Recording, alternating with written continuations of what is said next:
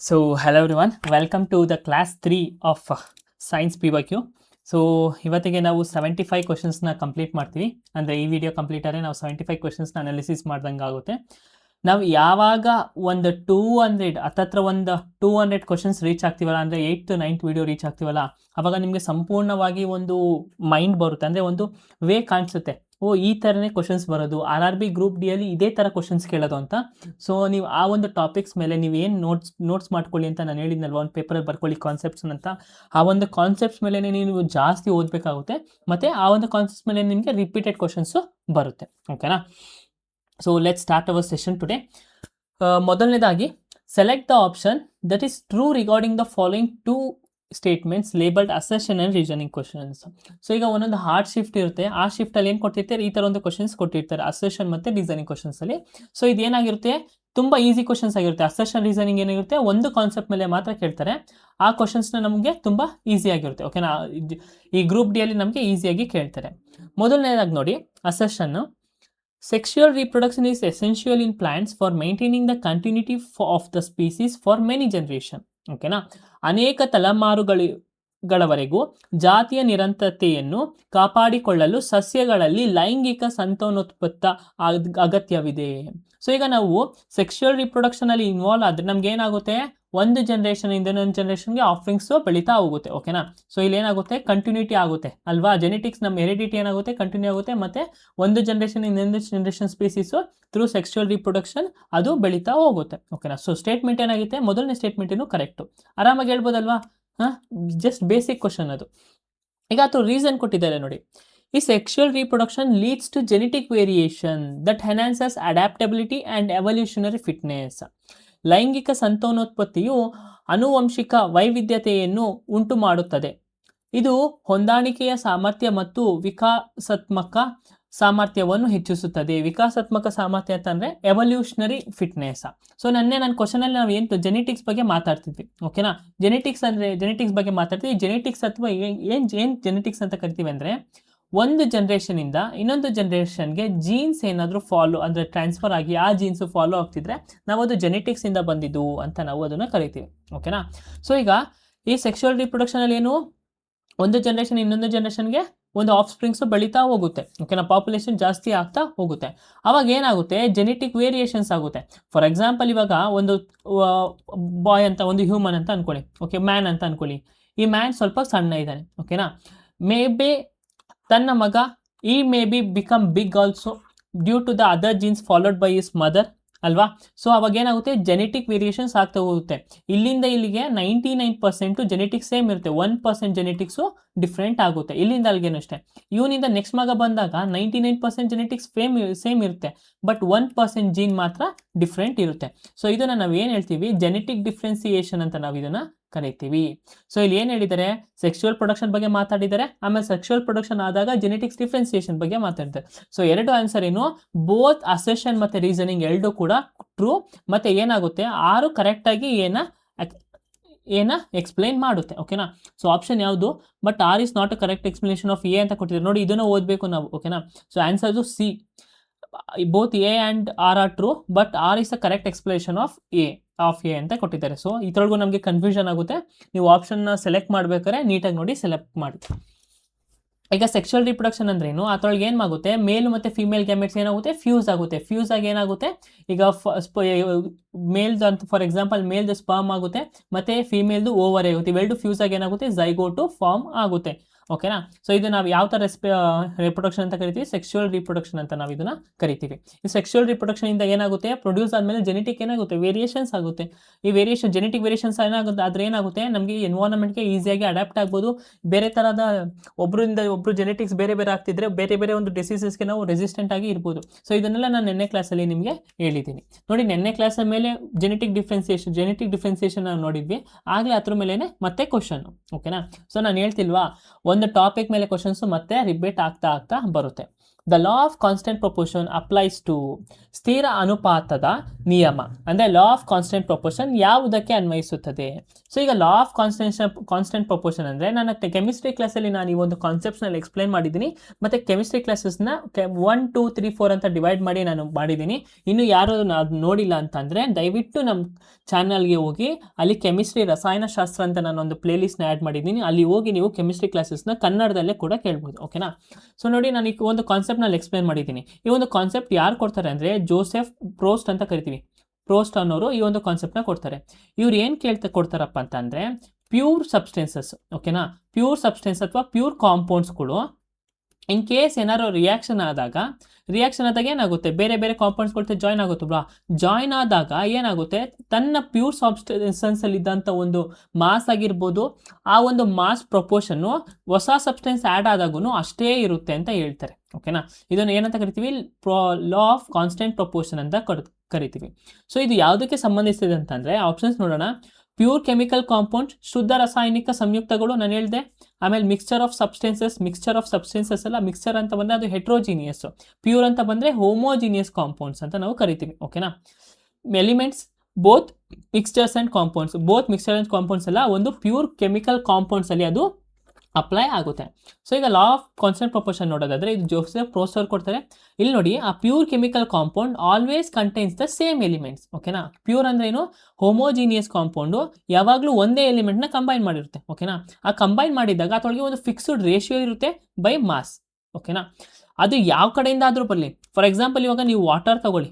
ಓಕೆನಾ. ಈಗ ನೀವು ವಾಟರ್ ಎಲ್ಲಿಂದ ಸಿಗುತ್ತೆ ನಮಗೆ, ಒಂದು ರೈನ್ಫಾಲಿಂದ, ಮಳೆಯಿಂದ ಸಿಗುತ್ತೆ ಅಲ್ವಾ. ಇನ್ನೊಂದು ನೆಕ್ಸ್ಟ್ ಯಾವುದರಿಂದ ಸಿಗ್ಬೋದು, ನಮಗೆ ರಿವರಿಂದ ಸಿಗ್ಬೋದು, ಅಥವಾ ಈಗ ನಮ್ಮ ಮನೇಲಿ ಫಿಲ್ಟರ್ ಅದು ಇರ್ಬೋದು. ಈ ವಾಟರ್ನ ನೀವು ಕಂಪೇರ್ ಮಾಡಿದ್ರೆ ಇದ್ರ ಮಾಸ್ ಯಾವಾಗಲೂ ಏನಾಗಿರುತ್ತೆ, ಯಾವಾಗಲೂ ಕೂಡ 1 ಆಗಿರುತ್ತೆ. ಎಕ್ಸಾಂಪಲ್ ತೊಗೊಂಡಿರೋದು, ವಾಟರ್ ಮಾಸ್ ಏನಿರುತ್ತೆ ಯಾವಾಗಲೂ ಕೂಡ ಒಂದೇ ಆಗಿರುತ್ತೆ, ಹೈಡ್ರೋಜನ್ದು. ಸರಿನಾ. ಸೊ ನಮಗೆ ವಾಟರ್ ಎಲ್ಲಿಂದ ಬರ್ತೈತೆ ಅಂತ ಮುಖ್ಯ ಅಲ್ಲ, ವಾಟರಲ್ಲಿ ಎಷ್ಟು ಪ್ರಮಾಣ ಅಥವಾ ಎಷ್ಟು ಮಾಸ್ ಇದೆ ಅನ್ನೋದು ಮುಖ್ಯ. ಇದೇ ಥರ ನೋಡೋದಾದರೆ ನಮಗೆ ಈಗ ನಾವು ಮಳೆಯಿಂದ ಬಂದರೂ ಅದೇ ಆ ವಾಟರಲ್ಲಿ ಅದೇ ಮಾಸ್ ಐತೆ, ರಿವರಿಂದ ಬಂದರೂ ಅದೇ ಮಾಸ್ ಐತೆ, ಫಿಲ್ಟರಿಂದ ವಾಟರಿಂದ ಬಂದರೂ ಅದೇ ಮಾಸ್ ಐತೆ. ಸರಿನಾ. ಸೊ ಇದು ನೆಕ್ಸ್ಟ್ ರಿಯಾಕ್ಟ್ ಆದರೂ ಕೂಡ ಹೈಡ್ರೋಜನ್ ಮಾಸ್ ಏನಾಗಿರುತ್ತೆ, ಯಾವಾಗಲೂ ವಾಟರ್ ಮಾಸು 1 ಆಗೇ ಇರುತ್ತೆ. ಸೊ ಅದನ್ನೇ ಅವ್ರು ಹೇಳೋದು, ಈ ಒಂದು ಪ್ಯೂರ್ ಕೆಮಿಕಲ್ ಕಾಂಪೌಂಡ್ಸಲ್ಲಿ ಯಾವುದೇ ಮಾಸು ರಿಯಾಕ್ಟ್ ಆದಮೇಲೂ ಕೂಡ ಅದ್ರ ಪ್ರಪೋರ್ಷನ್ನು ಯಾವಾಗಲೂ ಕೂಡ ಸೇಮಲ್ಲೇ ಇರುತ್ತೆ ಅಂತ ಇವರು ಹೇಳ್ತಾರೆ. ಈ ಒಂದು ಲಾನ ಕೊಡೋದು ಯಾರಪ್ಪ ಅಂದರೆ ಜೋಸೆಫ್ ಪ್ರೋಸ್ಟ್ ಅನ್ನೋರು ಇದನ್ನು ಕೊಡ್ತಾರೆ. ಎಕ್ಸಾಂಪಲು ಹೈಡ್ರೋಜನ್ ಮತ್ತು ಆಕ್ಸಿಜನ್ ಮಾಸ್ ಎಷ್ಟು 8, ಹೈಡ್ರೋಜನ್ ಮಾಸ್ 1. ಈಗ ಹೈಡ್ರೋಜನ್ ಯಾವುದಕ್ಕೆ ರಿಯಾಕ್ಟ್ ಆಗಲಿ, ಕೆಮಿಕಲ್ ಈಕ್ವೇಷನಲ್ಲಿ ಅಥವಾ ಕೆಮಿಕಲ್ ರಿಯಾಕ್ಷನ್ ಯಾವುದೇ ಆದ್ರೂ ಹೈಡ್ರೋಜನ್ ಮಾಸ್ ಏನಾಗಿರುತ್ತೆ, ಯಾವಾಗಲೂ ಕೂಡ 8 ಆಗೇ ಇರುತ್ತೆ. The force of attraction between the particles are dash in solids, dash in liquids and dash in gases. ಕಣಗಳ ನಡುವಿನ ಆಕರ್ಷಣ ಬಲವು ಘನಗಳಲ್ಲಿ ಡ್ಯಾಶ್, ದ್ರವ್ಯಗಳಲ್ಲಿ ಡ್ಯಾಶ್ ಮತ್ತು ಅನಿಲಗಳಲ್ಲಿ ಡ್ಯಾಶ್ ಇರುತ್ತದೆ. ಸೊ ಈಗ ಯಾವ್ದ್ರ ಮೇಲೆ ಕ್ವಶನ್ ಇದು ಅಂತಂದರೆ ಸಾಲಿಡ್, ಲಿಕ್ವಿಡ್, ಗ್ಯಾಸ್ ಮೇಲೆ ಕ್ವಶನು. ಸಾಲಿಡ್, ಲಿಕ್ವಿಡ್, ಗ್ಯಾಸ್ ಏನು, ಇದು ಮ್ಯಾಟರ್ ಅಂದರೆ ಸ್ಟೇಟ್ಸ್ ಆಫ್ ಮ್ಯಾಟರ್ ಅಂತ ಕರಿತೀವಿ. ಅಂದರೆ ಸ್ಟೇಟ್ಸ್ ಆಫ್ ಮ್ಯಾಟರ್, ದ್ರವ್ಯದ ಮೇಲೆ ಒಂದು ಕ್ವಶನ್. ಸೊ ಇಲ್ಲಿ ಎಂತ್ರ ಬಗ್ಗೆ ಮಾತಾಡ್ತಿದ್ದಾರೆ, ಫೋರ್ಸ್ ಆಫ್ ಅಟ್ರಾಕ್ಷನ್. ಈ ಸಾಲಿಡಲ್ಲಿ ಫೋರ್ಸ್ ಆಫ್ ಅಟ್ರಾಕ್ಷನ್ ಎಲ್ಲಾಗುತ್ತೆ, ಸಾಲಿಡಲ್ಲಿ ಒಳಗಡೆ ಏನಿರುತ್ತೆ, ಈ ಥರ ಮಾಲಿಕ್ಯೂಲ್ಸು ಟೈಟಾಗಿ ಪ್ಯಾಕ್ಡ್ ಆಗಿರುತ್ತೆ. ಓಕೆನಾ. ಅದಕ್ಕೆ ಡೆಫಿನೆಟ್ ವಾಲ್ಯೂಮ್ ಮತ್ತು ಡೆಫಿನೆಟ್ ಶೇಪ್ ಇರುತ್ತೆ. ಸೊ ಇಲ್ಲಿ ಸಾಲಿಡಲ್ಲಿ ಫೋರ್ಸ್ ಆಫ್ ಅಟ್ರಾಕ್ಷನ್ ಏನಿರುತ್ತೆ, ಜಾಸ್ತಿ ಇರುತ್ತೆ. ಯಾಕಂದರೆ ನೋಡಿ, ಒಂದಕ್ಕೊಂದು ಅಂಟ್ಕೊಂಡಿರುತ್ತಲ್ವಾ, ಇಲ್ಲಿ ಒಂದಕ್ಕೊಂದು ಕಟ್ಕೊಂಡಿರುತ್ತೆ ಮತ್ತು ಹತ್ರವಾಗಿರುತ್ತೆ. ಸೊ ಸಾಲಿಡಲ್ಲಿ ಏನಿರುತ್ತೆ, ಜಾಸ್ತಿ ಇರುತ್ತೆ. ಜಾಸ್ತಿ ಅಂತಂದರೆ ಮ್ಯಾಕ್ಸಿಮಮ್ ಮೊದಲನೇದಲ್ಲಿ ಎಲ್ಲನೂ ಮ್ಯಾಕ್ಸಿಮಮ್ ಇರುತ್ತೆ. ಈಗ ಲಿಕ್ವಿಡ್ ನೋಡೋದಾದರೆ ಇಂಟರ್ ಪಾರ್ಟಿಕ್ಯುಲರ್ ಸ್ಪೇಸು ಸ್ವಲ್ಪ ಜಾಸ್ತಿ ಇರುತ್ತೆ ಸಾಲಿಡ್ಗಿಂತ, ಮತ್ತು ಈ ಒಂದು ಪಾರ್ಟಿಕಲ್ಸ್ ಏನಿರುತ್ತೆ ಸಾಲಿಡ್ಗಿಂತ ಕಡಿಮೆಯಾಗಿ ಅಟ್ರಾಕ್ಟ್ ಆಗಿರುತ್ತೆ, ಅಂದರೆ ಅಟ್ಯಾಚ್ ಸ್ವಲ್ಪ ಕಡಿಮೆ. ನೋಡಿ, ಸಾಲಿಡಲ್ಲಿ ಇಷ್ಟೇ ಗ್ಯಾಪ್ ಆದರೆ ಇದ್ರೊಳಗೆ ಸ್ವಲ್ಪ ಜಾಸ್ತಿ ಗ್ಯಾಪ್ ಇರುತ್ತೆ, ಯಾವ್ದ್ರೊಳಗೆ ಲಿಕ್ವಿಡಲ್ಲಿ, ಅಂದರೆ ಸಾಲಿಡ್ಗಿಂತ ಸ್ವಲ್ಪ ಕಮ್ಮಿ. ಸೊ ಗ್ಯಾಸಲ್ಲಿ ನೋಡೋದಾದರೆ ಇಂಟರ್ ಪಾರ್ಟಿಕ್ಯುಲರ್ ಸ್ಪೇಸ್ ಏನಿರುತ್ತೆ ತುಂಬ ಜಾಸ್ತಿ ಇರುತ್ತೆ, ಮತ್ತು ಸ್ಪೇಸ್ ಜಾಸ್ತಿ ಇದ್ರೇನು ಅಟ್ರಾಕ್ಷನು ಕಡಿಮೆ ಇರುತ್ತೆ. ಸೊ ಕಡಿಮೆ ಎಲ್ಲಪ್ಪ ಅಂತಂದರೆ ಗ್ಯಾಸ್ ಪಾರ್ಟಿಕಲ್ಸಲ್ಲಿ ಅನಿಲಗಳಲ್ಲಿ ತುಂಬ ಕಡಿಮೆ ಇರುತ್ತದೆ. ಸೊ ಇಲ್ಲಿ ಕಡಿಮೆ ಯಾವುದು, ಕನಿಷ್ಠ. ಲಾಸ್ಟ್ ನೋಡಿ, ಕನಿಷ್ಠ ಹಂಗಾರೆ ಇದು ಎರಡೂ ನಾವು ತೆಗೆದುಬಿಡ್ಬೋದು, ಯಾವುದು ಬಿ ಮತ್ತು ಸಿ ಆಪ್ಷನ್ ಎರಡು ತೆಗೆದುಬಿಡ್ಬೋದು. ಸೊ ಈಗ ಮೊದಲನೇದು ನೋಡಿ, ಎರಡನೇದು ನೋಡಿ. ಮೊದಲನೇ ಆಪ್ಷನ್ ಎರಡರೊಳಗೂ ಕನಿಷ್ಠ ಅಂತ ಕೊಟ್ಬಿಟ್ಟಿರ್ತಾನೆ, ಬಟ್ ಫಸ್ಟು ಸಾಲಿಡಲ್ಲಿ ಗರಿಷ್ಠ ಅಂದರೆ ಜಾಸ್ತಿ ಐತೆ, ಲಿಕ್ವಿಡಲ್ಲಿ ಗರಿಷ್ಠ ಅಂದರೆ ಸಾಲಿಡ್ಗಿಂತ ಸ್ವಲ್ಪ ಕಡಿಮೆ, ಅದು ಇಂಟರ್ಮೀಡಿಯೇಟ್ ಅಂತ ನಾವು ಕರಿತೀವಿ. ಸೊ ಆಪ್ಷನ್ ಯಾವುದು, ಡಿ ಇಸ್ ದ ಆಪ್ಷನ್. ನೋಡಿ, ಇಂಟರ್ ಮಾಲಿಕ್ಯುಲರ್ ಸ್ಪೇಸ್ ಬಗ್ಗೆ ನಾವು ಮಾತಾಡ್ತೀವಿ, ಒಳಗಡೆ ಇರೋದನ್ನ ಇಂಟರ್ ಮಾಲಿಕ್ಯುಲರ್ ಅಂತ ಕರಿತೀವಿ, ಅಥವಾ ನಡುವೆ ಅಂತ ಇರೋ ಒಂದು ಸ್ಪೇಸ್ನ ಇಂಟರ್ ಮಾಲಿಕ್ಯುಲರ್ ಫೋರ್ಸ್ ಅಥವಾ ಇಂಟರ್ ಮಾಲಿಕ್ಯುಲರ್ ಸ್ಪೇಸ್ ಅಂತ ಕರಿತೀವಿ. ಈ ಸ್ಪೇಸ್ ಜಾಸ್ತಿ ಇದ್ದರೆ ಏನಾಗುತ್ತೆ, ಈ ಒಂದು ಪಾರ್ಟಿಕಲ್ಸ್ ದೂರ ದೂರ ಹೋಗ್ಬಿಡುತ್ತೆ. ಅವಾಗ ಏನಾಗುತ್ತೆ, ಅಟ್ರಾಕ್ಷನ್ ಕಡಿಮೆ ಇರುತ್ತೆ. ಈ ಸ್ಪೇಸ್ ಏನಾದ್ರು ಕಡಿಮೆ ಇದ್ರೆ ಅಟ್ರಾಕ್ಷನ್ ಯಾವಾಗಲೂ ಏನಾಗಿರುತ್ತೆ, ಅಂಟ್ಕೊಂಡು ಪಾರ್ಟಿಕಲ್ಸ್ ಏನಿರುತ್ತೆ ಅಂಟ್ಕೊಂಡಿರುತ್ತೆ, ಅವಾಗ ಅಟ್ರಾಕ್ಷನ್ ಜಾಸ್ತಿ ಇರುತ್ತೆ. ಇದಿಷ್ಟು simple formula. Which alcohol is commonly used as a fuel? ಕೆಳಗಿನ ಯಾವ ಆಲ್ಕೋಹಾಲ್ ಅನ್ನು ಸಾಮಾನ್ಯವಾಗಿ ಇಂಧನವಾಗಿ ಬಳಸುತ್ತೇವೆ? ಸೊ ಇಂಧನವಾಗಿ ಯಾವ ಆಲ್ಕೋಹಾಲ್ನ ಬಳಸ್ತೀವಿ ನಾವು, ಫ್ಯೂಯಲ್ ಆಗಿ ಯಾವ್ದು ಬಳಸ್ತೀವಿ ಅಂತಂದ್ರೆ, ಸೊ ಇವಾಗ ನಾವು ಪೆಟ್ರೋಲಿಯಂ ನೋಡ್ಬೋದು, ಪೆಟ್ರೋಲಿಯಂ ಜೊತೆ ಒಂದು ಆಲ್ಕೋಹಾಲ್ ಕಂಟೆಂಟ್ ಮಿಕ್ಸ್ ಮಾಡ್ತೀವಿ, ಯಾವ್ದನ್ನು ಎಥನಾಲ್ ಅಂತ ಕರಿತೀವಿ. ಫಾರ್ ಎಕ್ಸಾಂಪಲ್ ನಮ್ಗೀಗ ಎಥನಾಲ್ ಬೆಂಡಿಂಗ್ ಪ್ರೋಗ್ರಾಮ್ ಅಂತ ನಮ್ಮ ಇಂಡಿಯಾದಲ್ಲಿ ಮಾಡ್ತಿದ್ದಾರೆ, ಅಂದ್ರೆ ಪೆಟ್ರೋಲ್ಗೆ ಎಥನಾಲ್ನ ಆ್ಯಡ್ ಮಾಡ್ತಿರೋದೆ. ಸೊ ಓಕೆನಾ. ಸೊ ಹಂಗಾರೆ ಈ ಎಥನಾಲ್ ಅಂದ್ರೆ ಏನು? ಅದೊಂದು ಆಲ್ಕೋಹಾಲ್, ಓಕೆನಾ, ಅದನ್ನು ನಾವು ಫ್ಯೂಯಲ್ ಆಗಿ ಯೂಸ್ ಮಾಡ್ತೀವಿ. ಎಥನಾಲ್ ಫಾರ್ಮುಲಾ ನೆನ್ಪಿಟ್ಕೊಳ್ಳಿ, ನಮಗೆ ಎಕ್ಸಾಮಲ್ಲಿ ಕೇಳ್ತಾರೆ. C2 ಅಂದರೆ ಕಾರ್ಬನ್ 2 ಹೈಡ್ರೋಜನ್ 5 ಬೆಸ್ OH. ಈಗ ಈ OH ಅಂತ ಬಂದರೆ ಯಾವ ಒಂದು ಗ್ರೂಪ್ಗೆ ಸೇರಿದ್ದು ಕಮೆಂಟಲ್ಲಿ ತಿಳಿಸಿ. OH ಅಂತ ಬಂದರೆ ಇದು ಬೇಸ್ ಗ್ರೂಪ್ಗೆ ಸೇರಿದ್ದು, ಓಕೆನಾ, ಏನು ಬೇಸ್ ಗ್ರೂಪ್ಗೆ ಸೇರಿದ್ದು ನೆನ್ಪಿಟ್ಕೊಳ್ಳಿ. ಆ್ಯಸಿಡಲ್ಲಿ ಮತ್ತೆ ಬೇಸ್ ಬಂದಾಗ ನಾನು ನಿಮಗೆ ಹೇಳ್ಕೊಡ್ತೀನಿ, ನೀವು ಹೇಗೆ ಒಂದು ಈಕ್ವೇಷನ್ನ ಈಸಿಯಾಗಿ ಐಡೆಂಟಿಫೈ ಮಾಡ್ಬೋದು ಅಂತ, ಸರಿನಾ. ಈಗ ಎಥನಾಲ್ ನೋಡೋಣ, ಅದನ್ನು ಬಯೋ ಎಥನಾಲ್ ಅಂತ ನೋಡ್ತೀವಿ.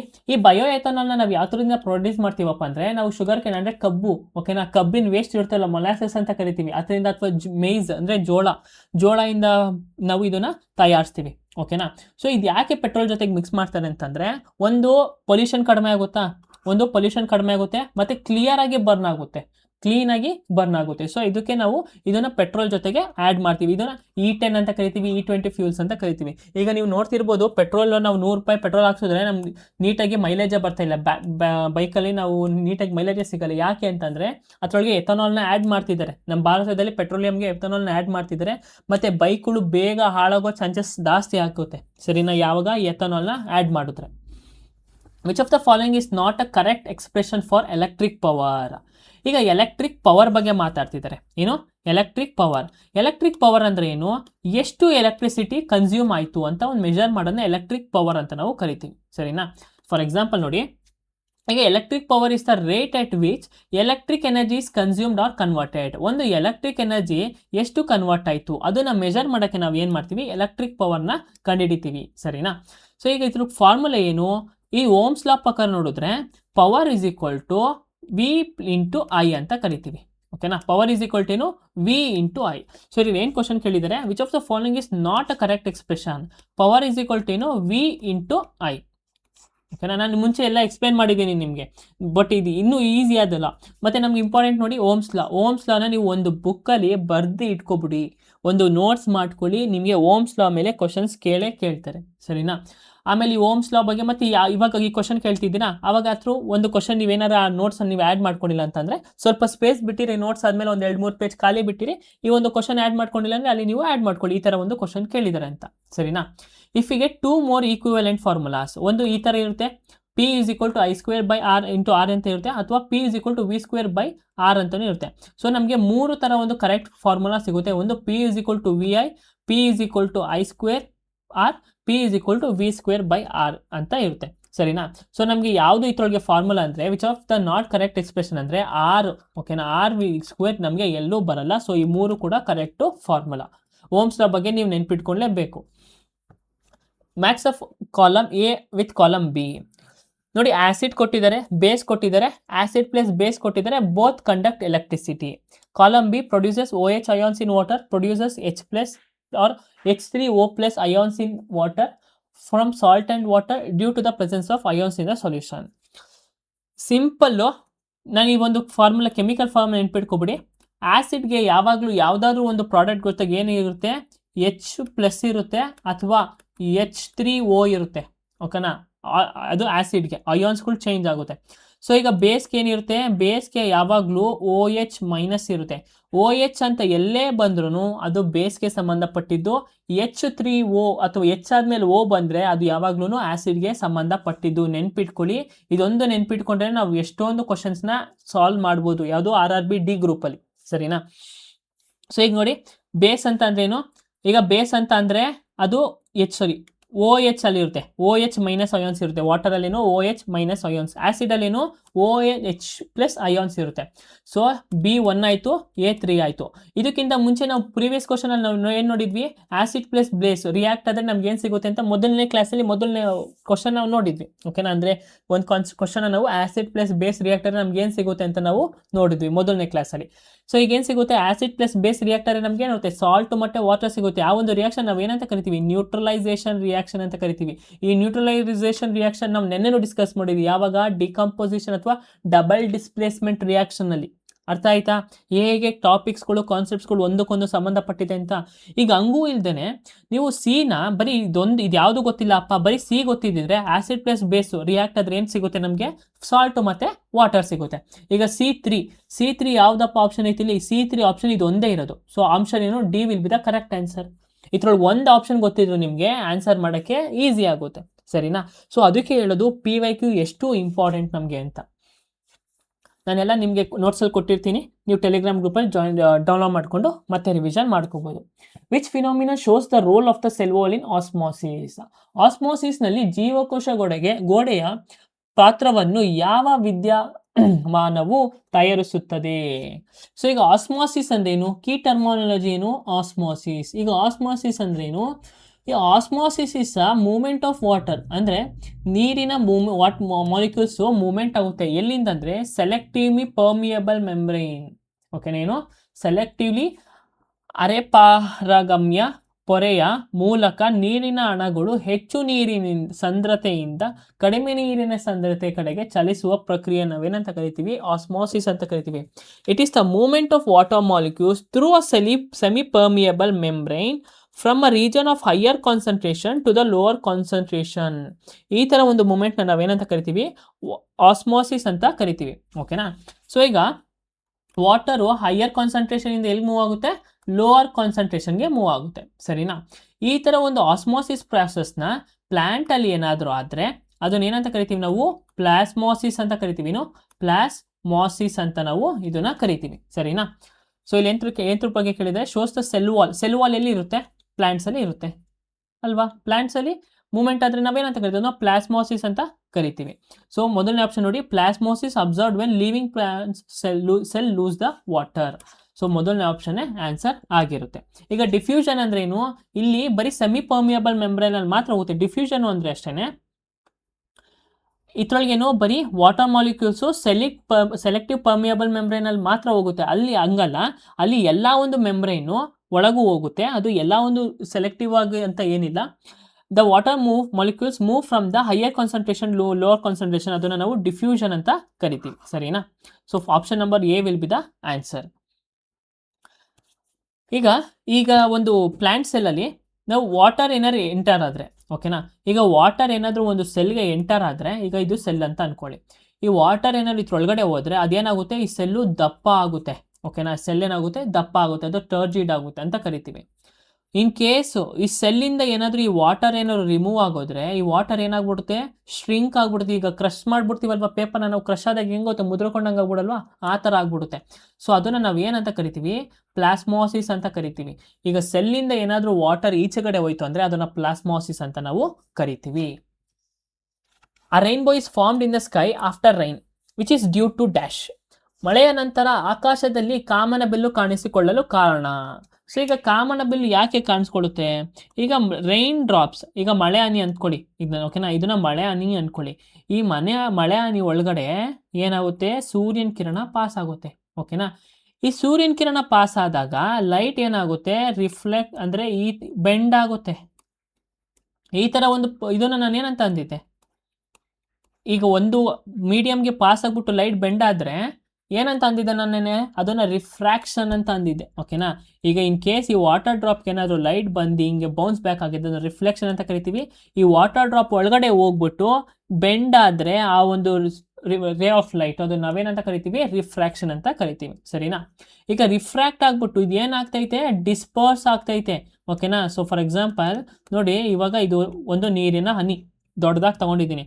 ಈಗ ಇಲ್ಲೊಂದು ಲೈಟ್ ಬರ್ತೈತೆ, ಇಲ್ಲೊಂದು ಲೈಟ್ ಬರ್ತೈತೆ, ಇಲ್ಲೊಂದು ಲೈಟ್ ಬರ್ತೈತೆ, ಇಲ್ಲೊಂದು ಲೈಟ್ ಬರ್ತೈತೆ, ಬಂದು ಏನಾಗ್ತೈತೆ, ಬೆಂಡ್ ಆಗ್ತೈತೆ. ಸೊ ನಮಗೆ ಕಾಮನಬಿಲ್ಲು ಹೆಂಗೆ ಕಾಣುತ್ತೆ, ಈ ಥರ ಶೇಪಲ್ಲಿ ಕಾಣುತ್ತಲ್ವಾ. ಯಾವಾಗಲೂ ಯಾಕೆ ಈ ಥರ ಶೇಪಲ್ಲಿ ಕಾಣುತ್ತೆ, ಬಿಕಾಸ್ ರಿಫ್ಲೆಕ್ಟೆಡ್ ಆದಾಗ ಅದು ಬೆಂಡ್ ಆಗುತ್ತೆ. ಸೊ ಆನ್ಸರ್ ಏನಾಗಿರುತ್ತೆ, ಸ್ಕ್ಯಾಟರಿಂಗ್ ಆಫ್ ಲೈಟ್ ಬೈ ಏರಿಂದ ಸ್ಕ್ಯಾಟರ್ ಲೈಟ್ ಮಾಡಿ ಏನಿದೆ, ಗಾಳಿಯಿಂದ ಬೆಳಕನ್ನು ಚದುರಿಕೆ ಅಂತ ಕರಿತೀವಿ. ಅದು ಅಲ್ಲ, ರಿಫ್ಲೆಕ್ಷನ್ ಓನ್ಲಿ, ರಿಫ್ಲೆಕ್ಷನ್ ಆಗಲಿ ರಿಫ್ರಾಕ್ಷನ್ ಆಗುತ್ತೆ. ಆಪ್ಷನ್ ನಂಬರ್ ಸಿ ನೋಡಿ, ಮಳೆ ಹನಿಗಳಿಂದ ಬೆಳಕಿನ ವಕ್ರೀಭವನ ಮತ್ತು ವರ್ಣವಿಕಿರಣ ಅಂತ ಕರಿತೀವಿ. ಅದು refraction and dispersion of light by the rain drops. ಅರ್ಥ ಆಗ್ತಾಯ್ತಾ? ಸೊ ಈಗ ನೋಡಿ, ರೈನ್ ಡ್ರಾಪ್ಸ್ ಒಳಗೆ ಫಸ್ಟ್ ರಿಫ್ಲೆಕ್ಷನ್ ಆಗುತ್ತಾ, ಆಮೇಲೆ ಏನು ಡಿಸ್ಪರ್ಸ್ ಆಗುತ್ತೆ, ವೈಟ್ ಲೈಟ್ ಸ್ಪ್ಲಿಟ್ ಏನಾಗುತ್ತೆ, ವೈಟ್ ಲೈಟ್ ಇಂದ ಈ ಒಂದು 7 ವೈಟ್ ವಿಬ್ಗಾರ್ ಅಂತ ಕರಿತೀವಿ, VIBGYOR, ಓಕೆನಾ, 1 2 3 4 5 6 7 ಈ 7 ಲೈಟ್ಗಳು ಅಂದರೆ ಈ 7 ಥರ ಒಂದು ಕಲರು ಅಲ್ಲಿ ಫಾರ್ಮ್ ಆಗುತ್ತೆ. ಅದಕ್ಕೆ ನಾವು ಅದನ್ನು ರೈನ್ಬೋ ಅಂತ ಕರಿತೀವಿ. ಸೊ ಒಳಗಡೆ ಇವಾಗ ಏನಾಗುತ್ತೆ, ಇಂಟರ್ನಲ್ ರಿಫ್ಲೆಕ್ಷನ್ ಆಗುತ್ತೆ. ಸರಿನಾ? ಏನಾಗುತ್ತೆ, ಇಂಟರ್ನಲ್ ರಿಫ್ಲೆಕ್ಷನ್ ಆಗುತ್ತೆ. ಯಾಕೆ ಬೆಂಡ್ ಆಗುತ್ತೆ ಅಂದರೆ due to the refraction. Which of the following best explains the origin of the coal and petroleum? ಕಲ್ಲಿದ್ದಲು ಮತ್ತು ಪೆಟ್ರೋಲಿಯಂನ ಉಗಮವನ್ನು ಕೆಳಗಿನ ಯಾವ ಹೇಳಿಕೆ ಅತ್ಯುತ್ತಮವಾಗಿ ವಿವರಿಸುತ್ತದೆ? ಸೊ ಈಗ ಒರಿಜಿನ್ ಆಫ್ ಕೋಲ್ ಆ್ಯಂಡ್ ಪೆಟ್ರೋಲಿಯಂ, ಕೋಲ್ ಮತ್ತು ಪೆಟ್ರೋಲಿಯಂ ಹೇಗೆ ಒರಿಜಿನ್ ಆಯಿತು, ಹೇಗೆ ಅಂತಂದರೆ ಈಗ ಸತ್ತು ಬಿದ್ದಂತಂದರೆ ಇದು ಇವಾಗಂತಲ್ಲ, ಒಂದು 100 ವರ್ಷ 200 ವರ್ಷ ಮುಂಚೆ ಸತ್ತು ಬಿದ್ದಂಥ ಒಂದು ಪ್ಲ್ಯಾಂಟ್ಸ್ ಆಗಿರ್ಬೋದು, ಅನಿಮಲ್ಸ್ ಆಗಿರ್ಬೋದು, ಅನಿಮಲ್ಸ್ ಬೋನ್ಸ್ ಆಗಿರ್ಬೋದು, ಮತ್ತು ನೀರೊಳಗಿರೋಂಥ ಒಂದು ಫಿಶ್ ಆಗಿರ್ಬೋದು, ಇವೆಲ್ಲ ಸತ್ತು ಬಿದ್ದೋಗುತ್ತೆ. ಎಲ್ಲ ಪ್ರಾಣಿಗೂ ಒಂದು ಎಂಡ್ ಆಫ್ ಲೈಫ್ ಇದ್ದೇ ಇರುತ್ತೆ. ಸೊ ಆ ಒಂದು ಸತ್ತು ಬಿದ್ದ ಒಂದು ಆರ್ಗನಿಸಮ್ಸ್ ಆಗಿರ್ಬೋದು, ಏನಾದರೂ ಆಗಿರ್ಬೋದು, ನಾವು ಮಣ್ಣಲ್ಲಿ ಊತಾಕ್ದಾಗ ಡಿಕಾಂಪೋಸಿಷನ್ ಆಗಿ ಆಗಿ ಆಗಿ ಆಗಿ ಅದು ಏನಾಗುತ್ತೆ, ಫಾಸಿಲ್ಸ್ ಆಗಿ ಕ್ರಿಯೇಟ್ ಆಗುತ್ತೆ. ಓಕೆನಾ? ಎಷ್ಟು ವರ್ಷ ಆದಮೇಲೆ, ಓವರ್ ಮಿಲಿಯನ್ಸ್ ಆಫ್ ಇಯರ್ ಆದಮೇಲೆ ಫಾಸಿಲ್ಸ್ ಆಗಿ ಕ್ರಿಯೇಟ್ ಆಗುತ್ತೆ.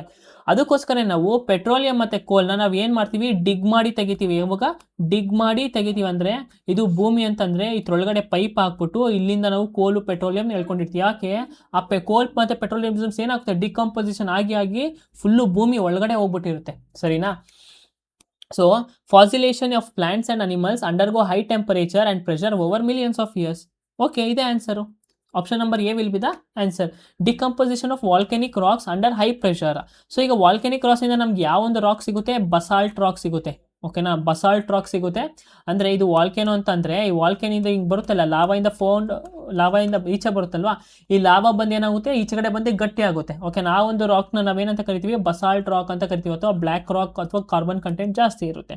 ಅಥವಾ ಒಳಗಡೆ ಇದ್ದಂಥ ಒಂದು ರಾಕ್ನ ಒಳಗಡೆ ಏನಾದರೂ ಕೂಲ್ ಆದರೆ ಅದನ್ನು ಗ್ರಾನೈಟ್ ರಾಕ್ ಅಂತ ನಾವು ಕರಿತೀವಿ. ಈಗ compact of forest wood under sunlight, ಸೂರ್ಯನ ಬೆಳಕಿನ ಅರಣ್ಯದ ಮರದ ಸಂಕುಚನ.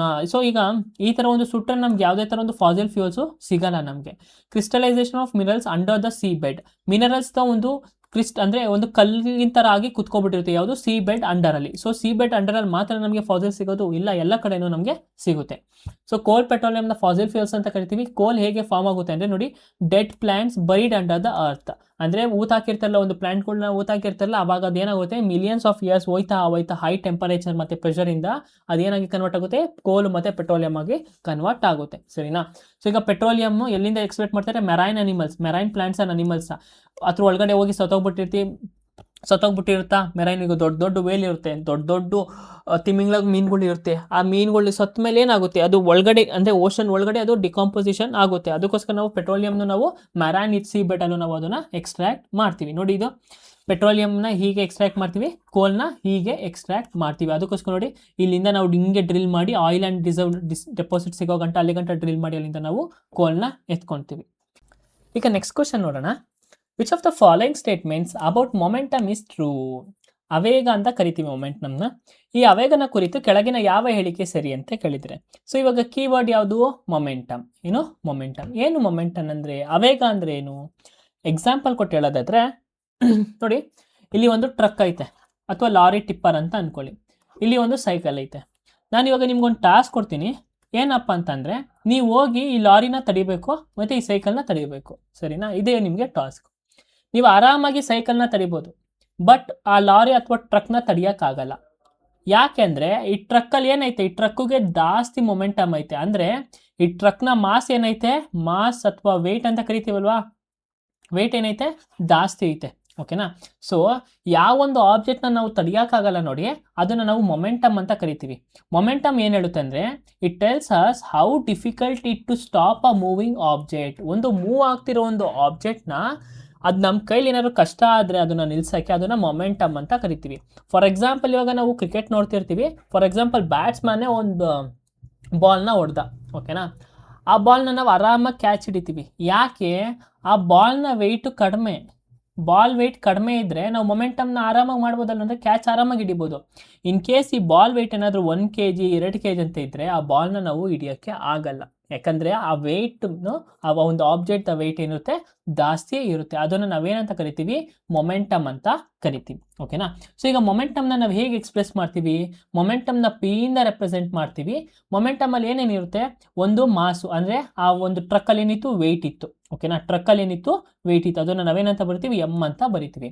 ಆಮೇಲೆ ಮೂವ್ ಆಗ್ತಿತ್ತಲ್ವಾ, ಅದೊಂದು ಸ್ಪೀಡಲ್ಲಿ ಮೂವ್ ಆಗ್ತಿತ್ತು. ನೋಡಿ, ಇಲ್ಲೂ ಒಂದು ಸ್ಪೀಡಲ್ಲಿ ಮೂವ್ ಆಗ್ತೈತೆ, ಇಲ್ಲೂ ಒಂದು ಡೈರೆಕ್ಷನಲ್ಲೂ ಐತೆ, ಒಂದು ಸ್ಪೀಡಲ್ಲಿ ಮೂವ್ ಆಗ್ತೈತೆ. ಸೊ ಮಾಸ್ ಇಂಟು ಏನು ಕಂಡುಹಿಡ್ತೀವಿ, ಮೊಮೆಂಟಮ್ ಕಂಡುಹಿಡಿಯೋಕೆ ಏನು ಬೇಕು, ಮಾಸ್ ಇಂಟು ಸ್ಪೀಡ್, ಅಂದರೆ ವೆಲಾಸಿಟಿ ನಮಗೆ ಬೇಕು. ಓಕೆನಾ. ಸೊ ಇದಿದ್ರೆ ನಾವೇನು ಕಂಡುಹಿಡಿಬೋದು, ಮೊಮೆಂಟಮ್ನ ಕಂಡುಹಿಡಿಬೋದು. ಅರ್ಥ ಆಯ್ತಾ ಮೊಮೆಂಟಮ್ ಅಂದರೆ ಏನಂತ. ಮತ್ತು ಈಗ ಮೊಮೆಂಟಮ್ಗೆ ಈಗ ವೆಲಾಸಿಟಿ ಅಂದರೆ ಏನೋ ಸ್ಪೀಡ್ಗೆ ಒಂದು ಡೈರೆಕ್ಷನ್ ಐತೆ. ಓಕೆನಾ, ಸ್ಪೀಡ್ಗೆ ಏನೈತೆ, ಒಂದು ಡೈರೆಕ್ಷನ್ ಐತೆ. ಸ್ಪೀಡು ಈ ಡೈರೆಕ್ಷನಲ್ಲಿ ಇಷ್ಟು ಅಂತ ನಾವು ಹೇಳ್ತೀವಿ. ಈಗ ಮೊಮೆಂಟಮ್ಗೂ ಹಂಗಾರೆ ಡೈರೆಕ್ಷನ್ ಆಯ್ತಾ, ಇದೆ. ಯಾಕೆ ಅಂದರೆ ನೋಡಿ, ಮೊಮೆಂಟಮ್ಗೂ ಒಂದು ಡೈರೆಕ್ಷನ್ ಇದೆ. ಈಗ ಇವು ಒಂದು ವ್ಯಕ್ತಿ ಇದೇ ಡೈರೆಕ್ಷನಲ್ಲಿ ಹೋಗ್ತಿದ್ದಾನೆ. ಓಕೆನಾ, ಅಂದರೆ ಮೊಮೆಂಟಮ್ ಯಾವತ್ತೂ ಟ್ರಾವೆಲ್ ಆಗ್ತೈತೆ, ಒಂದೇ ಈ ಒಂದು ಯಾವ ಒಂದು ಸ್ಪೀಡ್ ಹೋಗೋ ಡೈರೆಕ್ಷನಲ್ಲೇ ಮೊಮೆಂಟಮ್ಮು ಕೂಡ ಟ್ರಾವೆಲ್ ಆಗ್ತಿದೆ. ಸೊ ಹಾಗಾದ್ರೆ ನಾವೇನು ಹೇಳ್ಬೋದು, ಮೊಮೆಂಟಮ್ಗೆ ಒಂದು ಡೈರೆಕ್ಷನ್ ಐತೆ, ಮತ್ತು ಸ್ಪೀಡ್ಗೂ ಕೂಡ ಒಂದು, ಅಂದರೆ ವೆಲಾಸಿಟಿಗೂ ಒಂದು ಡೈರೆಕ್ಷನ್ ಐತೆ ಅಂತ ನಾವು ಹೇಳ್ಬೋದು. ಸರಿನಾ. ಸೊ ಈಗ SI ಯೂನಿಟ್ ಆಫ್ ಮೊಮೆಂಟಮ್ನ ಏನಂತ ಕರಿತೀವಿ ಅಂದರೆ kg kilogram into metre per second ಅಂತ ಕರಿತೀವಿ. ನೋಡಿ ಇದಲ್ಲ, ಒಂದು ನಿಮಿಷ, kg ಡಾಟ್ ಅಂದರೆ ಇಂಟು ಅಂತ, ಇಂಟು ಮೀಟರ್ ಪರ್ ಸೆಕೆಂಡ್, ಇದೇಂತ್ರದ್ದು ಇದರ SI ಯೂನಿಟ್. ಓಕೆನಾ. ಆರ್ ಈಕ್ವಿವೆಲೆಂಟ್ ಏನು, ನ್ಯೂಟನ್ ಇಂಟು ಸೆಕೆಂಡ್ಸ್ ಅಂತ ಕರಿತೀವಿ. ಇದಿಷ್ಟು ಮೊಮೆಂಟಮ್ ಬಗ್ಗೆ. ಈಗ ಹೋಗಿ ನಾವು ಕ್ವಶನ್ನ ನೋಡೋಣ. ಆಪ್ಷನ್ಸ್ ನೋಡೋದಾದರೆ, momentum has magnitude only and no direction. Momentum has magnitude only ಅಂದರೆ, ಮ್ಯಾಗ್ನಿಟ್ಯೂಡ್ ಅಂದರೆ ಏನಪ್ಪ ಅರ್ಥ ಇಲ್ಲಿ ಅಂತಂದರೆ, ಈಗ ಆ ಒಂದು ಟ್ರಕ್ಕಲ್ಲಿ ಏನಪ್ಪ ಇತ್ತು, ಟ್ರಕ್ಕಲ್ಲಿ ಏನಿತ್ತು, ವೆಯ್ಟ್ ಜಾಸ್ತಿ ಇತ್ತು. ನಾವೇನಂತ ಕರಿತೀವಿ, ಮಾಸ್ ಅಂತ ಕರಿತೀವಿ. ಮ್ಯಾಗ್ನಿಟ್ಯೂಡ್ ಅಂದರೆ ಮಾಸ್ ಅಂತ ನಾವು ಕರಿತೀವಿ. ಓಕೆನಾ. ಮೊಮೆಂಟ್ಗೆ ಏನೈತೆ, ಒಂದು ಮಾಸ್ ಐತೆ, ಬಟ್ ನಾನು ಹೇಳಿದೆ ಡೈರೆಕ್ಷನ್ ಐತಾ, ಮೊಮೆಂಟಮ್ಗೆ ಡೈರೆಕ್ಷನ್ ಐತೆ, ಆದರೆ ಇಲ್ಲಿ ಏನು ಕೊಟ್ಟಿದ್ದಾರೆ, ನೋ ಡೈರೆಕ್ಷನ್ ಅಂತ ಕೊಟ್ಟಿದ್ದಾರೆ. ಮೊಮೆಂಟಮ್ ಯಾವ ಒಂದು ಡೈರೆಕ್ಷನ್ ಹೋಗುತ್ತೆ, ಸ್ಪೀಡ್ ಯಾವ ಡೈರೆಕ್ಷನ್ ಇರುತ್ತೋ ಮೊಮೆಂಟಮು ಅದೇ ಡೈರೆಕ್ಷನಲ್ಲಿ ಇರುತ್ತೆ. ಸರಿನಾ. ಸೊ ಮೊದಲನೇ ಸ್ಟೇಟ್ಮೆಂಟ್ ಏನು, ತಪ್ಪು. ಎರಡನೇ statement, momentum has both magnitude and direction. Momentum ಏನೈತೆ, ಅವೇಗವು ಪರಿಮಾಣ ಮತ್ತು ದಿಕ್ಕು ಎರಡನ್ನೂ ಹೊಂದಿರುತ್ತದೆ. ಸೊ ಮ್ಯಾಗ್ನಿಟ್ಯೂಡ್ ಅಂದರೆ ಮಾಸು, ಡೈರೆಕ್ಷನ್ ಅಂದರೆ ಈ ಒಂದು ವೇ ಅಂತ ಕರಿತೀವಿ. ಸೊ ಮೊಮೆಂಟಮ್ ಏನಿರುತ್ತೆ, ಒಂದು ಮ್ಯಾಗ್ನಿಟ್ಯೂಡ್ ಮತ್ತು ಡೈರೆಕ್ಷನ್ ಎರಡೂ ಹೊಂದಿರುತ್ತೆ. So option B is the correct. ಇನ್ನು ಸಿ ನೋಡೋದಾದರೆ, the SI unit of momentum is kilogram per second. ಇಲ್ಲಿ kg per second, kilogram per second ಅಂತ ಕೊಟ್ಟಿದ್ದಾರೆ. kg ಪರ್ ಸೆಕೆಂಡ್, ಇಲ್ಲಿ ಎಲ್ಲರೂ ನೀವು ನೋಡಿರ್ತೀರ kg ಪರ್ ಸೆಕೆಂಡ್ ಅಂತ, ನೀವು ಆರಾಮಾಗಿ ಒಂದು ಆಪ್ಷನ್ನ ಎಲಿಮಿನೇಷನ್ ಮಾಡ್ಬೋದು. ಅದೇನು, kilogram into metre per second ಅಂತ. ಅಂದರೆ ಕಿಲೋಗ್ರಾಮ್ ಅಂದರೆ ಮಾಸ್ನ ಇಂಡಿಕೇಟ್ ಮಾಡುತ್ತೆ, ಮೀಟರ್ಸ್ ಪರ್ ಸೆಕೆಂಡ್ ಅಂದರೆ ಏನು, ವೆಲಾಸಿಟಿನ ಇಂಡಿಕೇಟ್ ಮಾಡುತ್ತೆ. ಇವೆರಡು ಇಂಟು ಮಾಡಿದ್ರೆ ನಮ್ಗೆ ಏನು ಸಿಗುತ್ತೆ, ಪಿ, ಅದೇ ಮೊಮೆಂಟಮ್ ನಮಗೆ ಸಿಗುತ್ತೆ. ಓಕೆನಾ. So momentum means the sum of mass and velocity.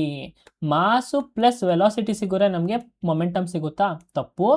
Mass into velocity ಮಾಡಿದ್ರೆ ನಮ್ಗೇನು ಸಿಗುತ್ತೆ, ಮೊಮೆಂಟಮ್ ಸಿಗುತ್ತೆ. So option D is the wrong option. Correct option ಯಾವುದು, ಬಿ, ಇದೊಂದು correct option. Select the correct example of a functional group that does not represent any double bond in its structure. ಕೆಳಗಿನ ಯಾವುಗಳಲ್ಲಿ ರಚನೆಯಲ್ಲಿ ಯಾವುದೇ ದ್ವಿಬಂಧ ಹೊಂದಿರದ ಕ್ರಿಯಾತ್ಮಕ ಗುಂಪಿಗೆ ಉದಾಹರಣೆಯನ್ನು ಆರಿಸಿ ಅಂತ ಕೇಳಿದ್ದಾರೆ. ಸೊ ಈಗ ಫಂಕ್ಷನಲ್ ಗ್ರೂಪ್, ಇಲ್ಲ ಒಂದು ಕೀ ಟರ್ಮಿನಾಲಜಿನ ಮೆನ್ಷನ್ ಮಾಡಿದ್ದಾರೆ, ಫಂಕ್ಷನಲ್ ಗ್ರೂಪ್ ಅಂತ. ಈ ಫಂಕ್ಷನಲ್ ಗ್ರೂಪ್ ಅಂದ್ರೆ ಏನು, ಒಂದು ಆಟಮ್, ಅದು ಒಂದು ಆಟಮ್ ಅಥವಾ ಗ್ರೂಪ್ ಆಫ್ ಆಟಮ್ಸ್ ಏನು ಮಾಡುತ್ತೆ, ಒಂದು ಕಾಂಪೌಂಡ್ನ ಫಾರ್ಮ್ ಮಾಡುತ್ತೆ. ಓಕೆನಾ. ಆ ಕಾಂಪೌಂಡ್ನ ಫಾರ್ಮ್ ಮಾಡಿ ಅದಕ್ಕೆ ಒಂದು ಸ್ಪೆಷಲ್ ಕ್ಯಾರೆಕ್ಟರಿಸ್ಟಿಕ್ಸ್ನ ಅದು ಕೊಡುತ್ತೆ, ಅಥವಾ ಪ್ರಾಪರ್ಟೀಸ್ನ ಅದು ಕೊಟ್ಟರೆ ಅದು ನಾವೇನಂತ ಕರಿತೀವಿ, ಫಂಕ್ಷನಲ್ ಗ್ರೂಪ್ ಅಂತ ನಾವನ್ನ ಕರಿತೀವಿ. ಓಕೆನಾ. ಇನ್ನು ಸಿಂಪಲ್ ಆಗಿ ಹೇಳೋದಾದ್ರೆ, ಒಂದು ಕಾರ್ಬನ್ ಚೈನ್ ತಗೊಳ್ಳಿ. ಓಕೆನಾ, ಒಂದು ಕಾರ್ಬನ್ ಚೈನ್. ಓಕೆನಾ, ಅದು ನಾವೇನಂತ ಕರಿತೀವಿ, ಒಂದು ಬಾಡಿ ಅಂತ ಕರಿತೀವಿ. ಇದು ಎಕ್ಸಾಂಪಲ್ ಕೊಡ್ತಿರೋದು ಅರ್ಥ ಮಾಡ್ಕೋಸ್ಕರ. ಈಗ ಫಂಕ್ಷನಲ್ ಗ್ರೂಪ್ ಏನಾಗಿರುತ್ತೆ, ಫಂಕ್ಷನಲ್ ಗ್ರೂಪ್ ಏನಪ್ಪ ಅಂತಂದರೆ, ಈ ಒಂದು ಕಾರ್ಬನ್ ಚೈನ್ಗೆ ID ಕಾರ್ಡ್ ಆಗಿರುತ್ತೆ, ಅಂದರೆ ಅದ್ರ ಪ್ರಾಪರ್ಟೀಸ್ನ ಇದು ವಿವರಿಸ್ತಿರುತ್ತೆ, ಅಥವಾ ನೇಮ್ ಕೊಡೋದಾಗಿರ್ಬೋದು, ನೇಮ್ ಬೋರ್ಡ್ ಆಗಿರ್ಬೋದು. ಸೊ ಈ ಒಂದು ಕಾರ್ಬನ್ ಚೈನ್ ಒಂದು ಬಾಂಡ್ ಇರುತ್ತೆ, ಆ ಬಾಂಡ್ ಕನೆಕ್ಟ್ ಆಗಿರುತ್ತೆ, ಆ ಬಾಂಡ್ ಏನು ಪ್ರಾಪರ್ಟೀಸ್ ಕೊಡ್ತೈತೆ ಅದನ್ನು ಹೇಳೋದು ಯಾವುದು ಫಂಕ್ಷನಲ್ ಗ್ರೂಪ್ ಅಂತ ನಾವು ಕರಿತೀವಿ. ಓಕೆನಾ. ಈಗ ಬಾಡಿ ಸೇಮ್ ಇದ್ರು ಐ.ಡಿ ಕಾರ್ಡ್ ಚೇಂಜ್ ಆದರೆ ನೇಮ್ ಮತ್ತು ಪ್ರಾಪರ್ಟಿ ಚೇಂಜ್ ಆಗುತ್ತೆ. ಸೊ ಅದೇ ಥರನೇ ಫಂಕ್ಷನಲ್ ಗ್ರೂಪ್ ಕೂಡ ವರ್ಕ್ ಆಗುತ್ತೆ. ಸೊ ಈಗ ಈ ಫಂಕ್ಷನಲ್ ಗ್ರೂಪಲ್ಲಿ RRBಯಲ್ಲಿ ನಮಗೆ ಈ ಫಂಕ್ಷನಲ್ ಗ್ರೂಪಿಂದ ಜಾಸ್ತಿ ಎಕ್ಸಾಮಲ್ಲಿ ಕೇಳಿದ್ದಾರೆ. ಮತ್ತು ಈ ಒಂದು ಟೇಬಲ್ನ ನೆನ್ಪಿಟ್ಕೊಳ್ಳಿ. ಓಕೆನಾ. ಈ ಒಂದು ಫಂಕ್ಷನಲ್ ಗ್ರೂಪು ಇದಿಷ್ಟು ಫಂಕ್ಷನಲ್ ಗ್ರೂಪ್ ನೆನ್ಪಿಟ್ಕೊಳ್ಳಿ, ನಿಮಗೆ ಕ್ವಶನ್ಸ್ ಇದ್ರ ಮೇಲೇ ಬರೋದು. ಅದು ಬಿಟ್ಟರೆ RRBಯಲ್ಲಿ ಇನ್ಯಾವ್ದ್ರ ಮೇಲೂ ಕ್ವಶನ್ಸ್ ಕೇಳಿಲ್ಲ. ಈಗ ಆಲ್ಕೋಹಾಲ್ ಫಂಕ್ಷನಲ್ ಗ್ರೂಪ್ ನೋಡೋದಾದ್ರೆ -OH ಸ್ಟ್ರಕ್ಚರ್ ಅಂತ ಕರಿತೀವಿ. ಈಗ -OH ಅಂತ ಬಂದಾಗ ನಾವೇನು ಇದು ಮಾಡ್ತೀವಿ, ಬೇಸ್ ಅಂತ ಕನ್ಸಿಡರ್ ಮಾಡ್ತೀವಿ -OH ಅಂತ ಬಂದರೆ. ಓಕೆನಾ. ಸೊ ಈಗ ಆಲ್ಕೋಹಾಲ್ಗೆ ಡಬಲ್ ಬಾಂಡ್ ಆಯ್ತಾ? ಇಲ್ಲ. ಸೊ ಡಬಲ್ ಬಾಂಡ್ ಇಲ್ಲ. ಫಾರ್ ಎಕ್ಸಾಂಪಲ್ ಯಾವ ಥರ ಒಂದು ಸ್ಟ್ರಕ್ಚರ್ ಅಂತಂದರೆ ಪ್ರೋಪೆನಾಲ್ ಅಂತ ಕರಿತೀವಿ ನಾವು. ಪ್ರೋಪೆನಾಲ್ ಅವ್ರು ಇಲ್ಲೇನು ಕೇಳಿರೋದು ಕ್ವಶನಲ್ಲಿ, we select the correct example. Functional group does not represent any double bond in its structure. So ಯಾವ ಒಂದು ಗ್ರೂಪ್ ಡಬಲ್ ಬಾಂಡ್ ರೆಪ್ರೆಸೆಂಟ್ ಆಗಲ್ಲ ಅಂದರೆ ಪ್ರೋಪೆನಾಲ್ ಅಂತ ನಾವು ಕರಿತೀವಿ. ಯಾವುದು? ಪ್ರೋಪೆನಾಲ್ ಅಂತ. ಓಕೆನಾ. ಯಾವುದು? ಪ್ರೋಪೆನಾಲ್. ಸೊ ದಯವಿಟ್ಟು ಇದ್ರ ಮೇಲೆ ಹೋಗಿ ಈ ಒಂದು ಟೇಬಲ್ ಐತಲ್ಲ ಇದನ್ನೆಲ್ಲ ನೀವು ನೋಡ್ಕೊಳ್ಳಿ. ಓಕೆನಾ. ಪ್ರೋಪ್ಯಾನಲ್ ಆಮೇಲೆ ಪ್ಯಾನ್ ಅಂತ ಕೊಡ್ತೇವೆ. ಮತ್ತು ನಾಯಿಕ್ ಆಸಿಡ್ ಇಲ್ಲಿ ಗಂಟ ಎಲ್ಲ ಲಾಸ್ಟ್ ಲೆಟರ್ನ ನೆನ್ಪಿಟ್ಕೊಳ್ಳಿ. OL ಅಂತ ಬಂದರೆ ಮಾತ್ರ ಅದು ಸಿಂಗಲ್ ಬಾಂಡು, ಇನ್ನು ಮಿಕ್ಕಿದೆಲ್ಲ ಕೂಡ ಡಬಲ್ ಮತ್ತು ಟ್ರಿಪಲ್ ಬಾಂಡ್ ಆಗಿ ಇರುತ್ತೆ. ಸರಿನಾ. The alveoli are surrounded by an extensive network of dash where the exchange of dash takes place. alveoli ಸುತ್ತಲೂ ವ್ಯಾಪಕವಾದ ಡ್ಯಾಶ್ ಜಲವಿದ್ದು ಅಲ್ಲಿ ಡ್ಯಾಶ್ ವಿನಿಮಯ ನಡೆಯುತ್ತದೆ. ವಿನಿಮಯ ಅಂದರೆ ಏನಾದ್ರು ಒಂದು ಎಕ್ಸ್ಚೇಂಜ್ ನಡೆಯುತ್ತೆ ಅಂತ ಕೇಳಿದ್ದಾರೆ. ಸೊ ಈಗ ಆಲ್ವಿಲಾಯ್ ಎಲ್ಲಿ ನೋಡ್ತೀವಿ ನಾವು? ಈ ಆಲ್ವಿಲಾಯ್ ಎಲ್ಲಿ ನೋಡ್ತೀವಪ್ಪ ಅಂತಂದರೆ, ಫಾರ್ ಎಕ್ಸಾಂಪಲ್ ಇದು ಟ್ರ್ಯಾಕಿಯಾ. ಈ ಟ್ರ್ಯಾಕಿಯಾ ಎರಡಾಗಿ ಡಿವೈಡ್ ಆಗುತ್ತೆ. ಓಕೆನಾ. ಏನಾಗುತ್ತೆ? ಡಿವೈಡ್ ಆಗುತ್ತೆ. ಮತ್ತು ಇದನ್ನ ಏನಂತ ಕರಿತೀವಿ? ಇದನ್ನು ಲಂಗ್ಸ್ ಅಂತ ಕರಿತೀವಿ. ಓಕೆನಾ. ಈ ಲಂಗ್ಸ್ ಅಂತ ಕರಿತೀವಿ. ಈ ಟ್ರ್ಯಾಕಿಯಾ ಏನಾಗುತ್ತೆ? ಬ್ರಾಂಚಸ್ ಆಗಿ ಡಿವೈಡ್ ಆಗುತ್ತೆ. ಅದನ್ನು ನಾವೇನಂತ ಕರಿತೀವಿ? ಬ್ರಾಂಕೈ ಅಂತ ಕರಿತೀವಿ. ಏನಂತ ಕರಿತೀವಿ? ಬ್ರಾಂಕೈ ಅಂತ ಕರಿತೀವಿ. ಸರಿನಾ. ಹಿಂಗೆ ಬ್ರಾಂಚ್ ಆಗಿ ಡಿವೈಡ್ ಆಗುತ್ತೆ. ಆದರೆ ಈ ಬ್ರಾಂಚ್ ತುದಿಯಲ್ಲಿ ಒಂದು ಸ್ಯಾಕ್ಸ್ ಥರ ಆಗುತ್ತೆ, ಅಂದರೆ ಗುಳ್ಳೆ ಮಟ್ಟೆ ಥರ ಕುಡ್ಕೊಬಿಟ್ಟಿರುತ್ತೆ. ಓಕೆನಾ. ಈಗ ನೀವು ಚಿಕ್ಕ ಗುಳ್ಳೆ ಮಟ್ಟೆ ನೋಡಿದ್ರಲ್ವ, ಆ ಥರ ಇಲ್ಲಿ ತುಂಬ್ಕೊಂಡಿರುತ್ತೆ. ಅದನ್ನ ಏನಂತ ಕರಿತೀವಿ ಅಂದರೆ ನಾವು ಆಲ್ವಿಲಾಯ್ ಸ್ಯಾಕ್ಸ್ ಅಂತ ನಾವು ಕರಿತೀವಿ. ಏನು? ಆಲ್ವೆಲಾರ್ ಸ್ಯಾಕ್ಸ್ ಅಂತ ಕರಿತೀವಿ. ಓಕೆನಾ. ನೋಡಿ ಈ ಗುಳ್ಳೆ ಮತ್ತೆ ನಾನು ಹೇಳಿದೆ ಆ ಬ್ರಾಂಚ್ ಹತ್ರ ಗುಳ್ಳೆ ಮಟ್ಟೆ ತುಂಬ್ಕೊಂಡಿರುತ್ತೆ ಅಂತ. ಈ ಗುಳ್ಳೆ ಮಟ್ಟೆಗೆ ಸಣ್ಣ ಹೋಲ್ ಇರುತ್ತೆ. ಓಕೆನಾ. ಸಣ್ಣ ಪೋಲ್ಸ್ ಇರುತ್ತೆ. ಅದರಿಂದ ಅದು ಏನು ಮಾಡುತ್ತೆ ಅಂತಂದರೆ ಗ್ಯಾಸ್ನ ಎಕ್ಸ್ಚೇಂಜ್ ಮಾಡುತ್ತೆ. ಏನು ಮಾಡುತ್ತೆ? ಆ ಹೋಲ್ಸಿಂದ ಗ್ಯಾಸ್ನ ಎಕ್ಸ್ಚೇಂಜ್ ಮಾಡುತ್ತೆ.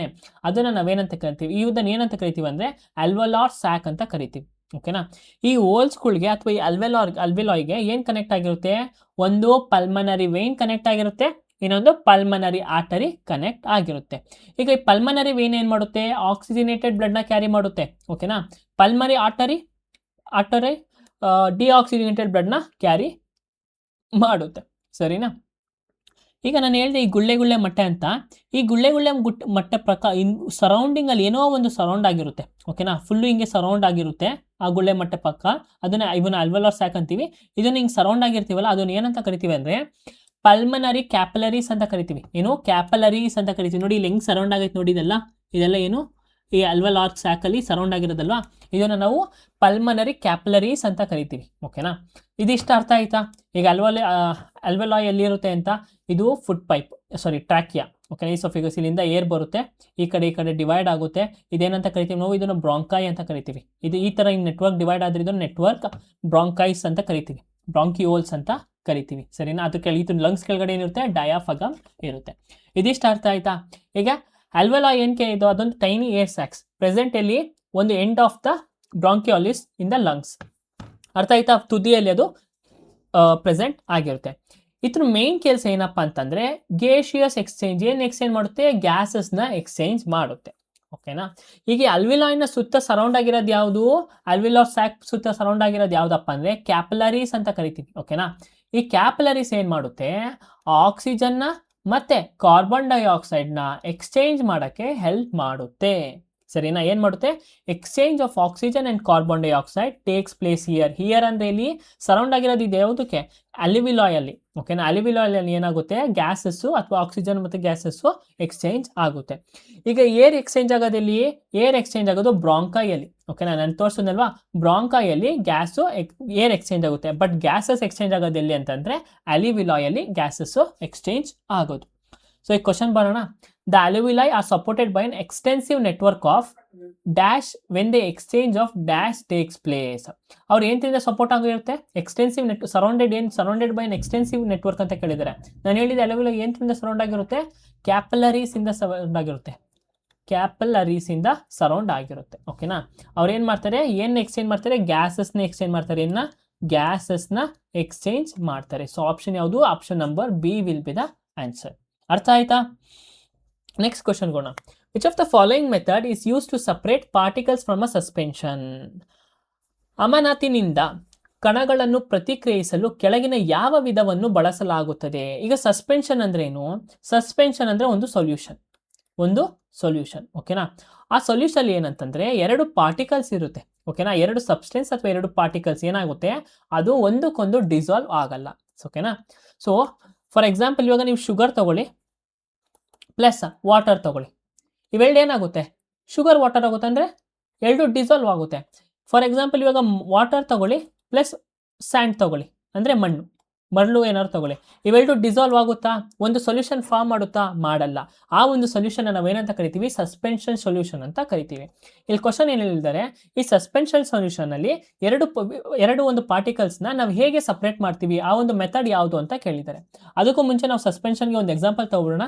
ನೋಡಿ, ನಾನು ಹೇಳಿದೆ ವಾಟರ್ ಒಳಗೆ ಮಡ್ ಹಾಕೋದು ಏನಾಗುತ್ತೆ? ಅದು ಸಸ್ಪೆನ್ಷನ್ ಸೊಲ್ಯೂಷನ್ ಅಂತ ಕರಿತೀವಿ. ಯಾಕಂದ್ರೆ ಅದು ಡಿಸಾಲ್ವ್ ಆಗಲ್ಲ. ಯಾಕಂದ್ರೆ ಅದು ಹೆಟ್ರೋಜಿನಿಯಸ್ ಮಿಕ್ಸ್ಚರ್ ಆಗಿ ಕಾಣಿಸುತ್ತೆ. ಓಕೆನಾ? ಇವೆರಡು ಏನು ಹೆಟ್ರೋಜಿನಿಯಸ್ ಮಿಕ್ಸ್ಚರ್ ಅಂತ ನಾವು ಕರಿತೀವಿ. ಸೊ ಈಗ ಡಿಸಾಲ್ವ್ ಆಗಲ್ಲ. ನಾವಿವಾಗ ಇದನ್ನು ಎರಡು ಹೇಗೆ ಬೇರ್ಪಡಿಸೋದು? ಮೊದಲನೇ ಟೆಕ್ನಿಕ್ ಏನಪ್ಪ ಅಂತಂದರೆ, ಮೊದಲು ವೆಯ್ಟ್ ಮಾಡಿಬಿಡೋದು. ಸಾಯಿಲ್ ಏನಾಗುತ್ತೆ? ಸ್ಯಾಂಡ್ ಹೋಗುತ್ತೆ, ಏನಾಗುತ್ತೆ? ಮಣ್ಣು ಹೋಗ್ಬಿಟ್ಟು ತಳದಲ್ಲಿ ಕೂತ್ಕೊಳ್ಳುತ್ತೆ. ಮೇಲ್ಗಡೆ ಪ್ಯೂರ್ ವಾಟರ್ ಇರುತ್ತೆ. ನಾವು ಮೇಲ್ಗಡೆ ಪ್ಯೂರ್ ವಾಟರ್ನ ಎತ್ಕೊಳ್ಳೋದು. ಅದು ಮೊದಲನೇ ಮೆಥಡ್. ಓಕೆನಾ? ಇನ್ನೊಂದು ಮೆಥಡ್ ಐತೆ. ಅದು ಯಾವುದು ಅಂತ ಅವರು ಕೇಳಿದ್ದಾರೆ. ಸೊ ಒಂದೊಂದೇ ನೋಡ್ಕೊಬರೋಣ. ಎವಾಪರೇಷನ್ ಅಂದ್ರೆ ಏನು? ಲಿಕ್ವಿಡ್ ಡೈರೆಕ್ಟ್ ಆಗಿ ಗ್ಯಾಸ್ಗೆ ಕನ್ವರ್ಟ್ ಆದರೆ ಅದನ್ನು ಎವಾಪರೇಷನ್ ಅಂತ ಕರಿತೀವಿ. ಸೊ ಈಗ ಎವಾಪರೇಷನ್ ಆಗಿದ್ರೆ ನಮಗೆ ಸ್ಯಾಂಡ್ ಮಾತ್ರ ಸಿಗುತ್ತೆ, ಆದರೆ ವಾಟರ್ ಸಿಗಲ್ಲ. ಫಾರ್ ಎಕ್ಸಾಂಪಲ್ ಈಗ ನೋಡಿ, ಈಗ ಮಣ್ಣೀರನ್ನ ಓಪನ್ ಸ್ಪೇಸಲ್ಲಿ ಬಿಟ್ಬಿಡ್ತೀವಿ ಅನ್ಕೊಳ್ಳಿ, ನೀರು ಏನಾಗುತ್ತೆ? ಎವಾಪರೇಟ್ ಆಗಿಬಿಡುತ್ತೆ.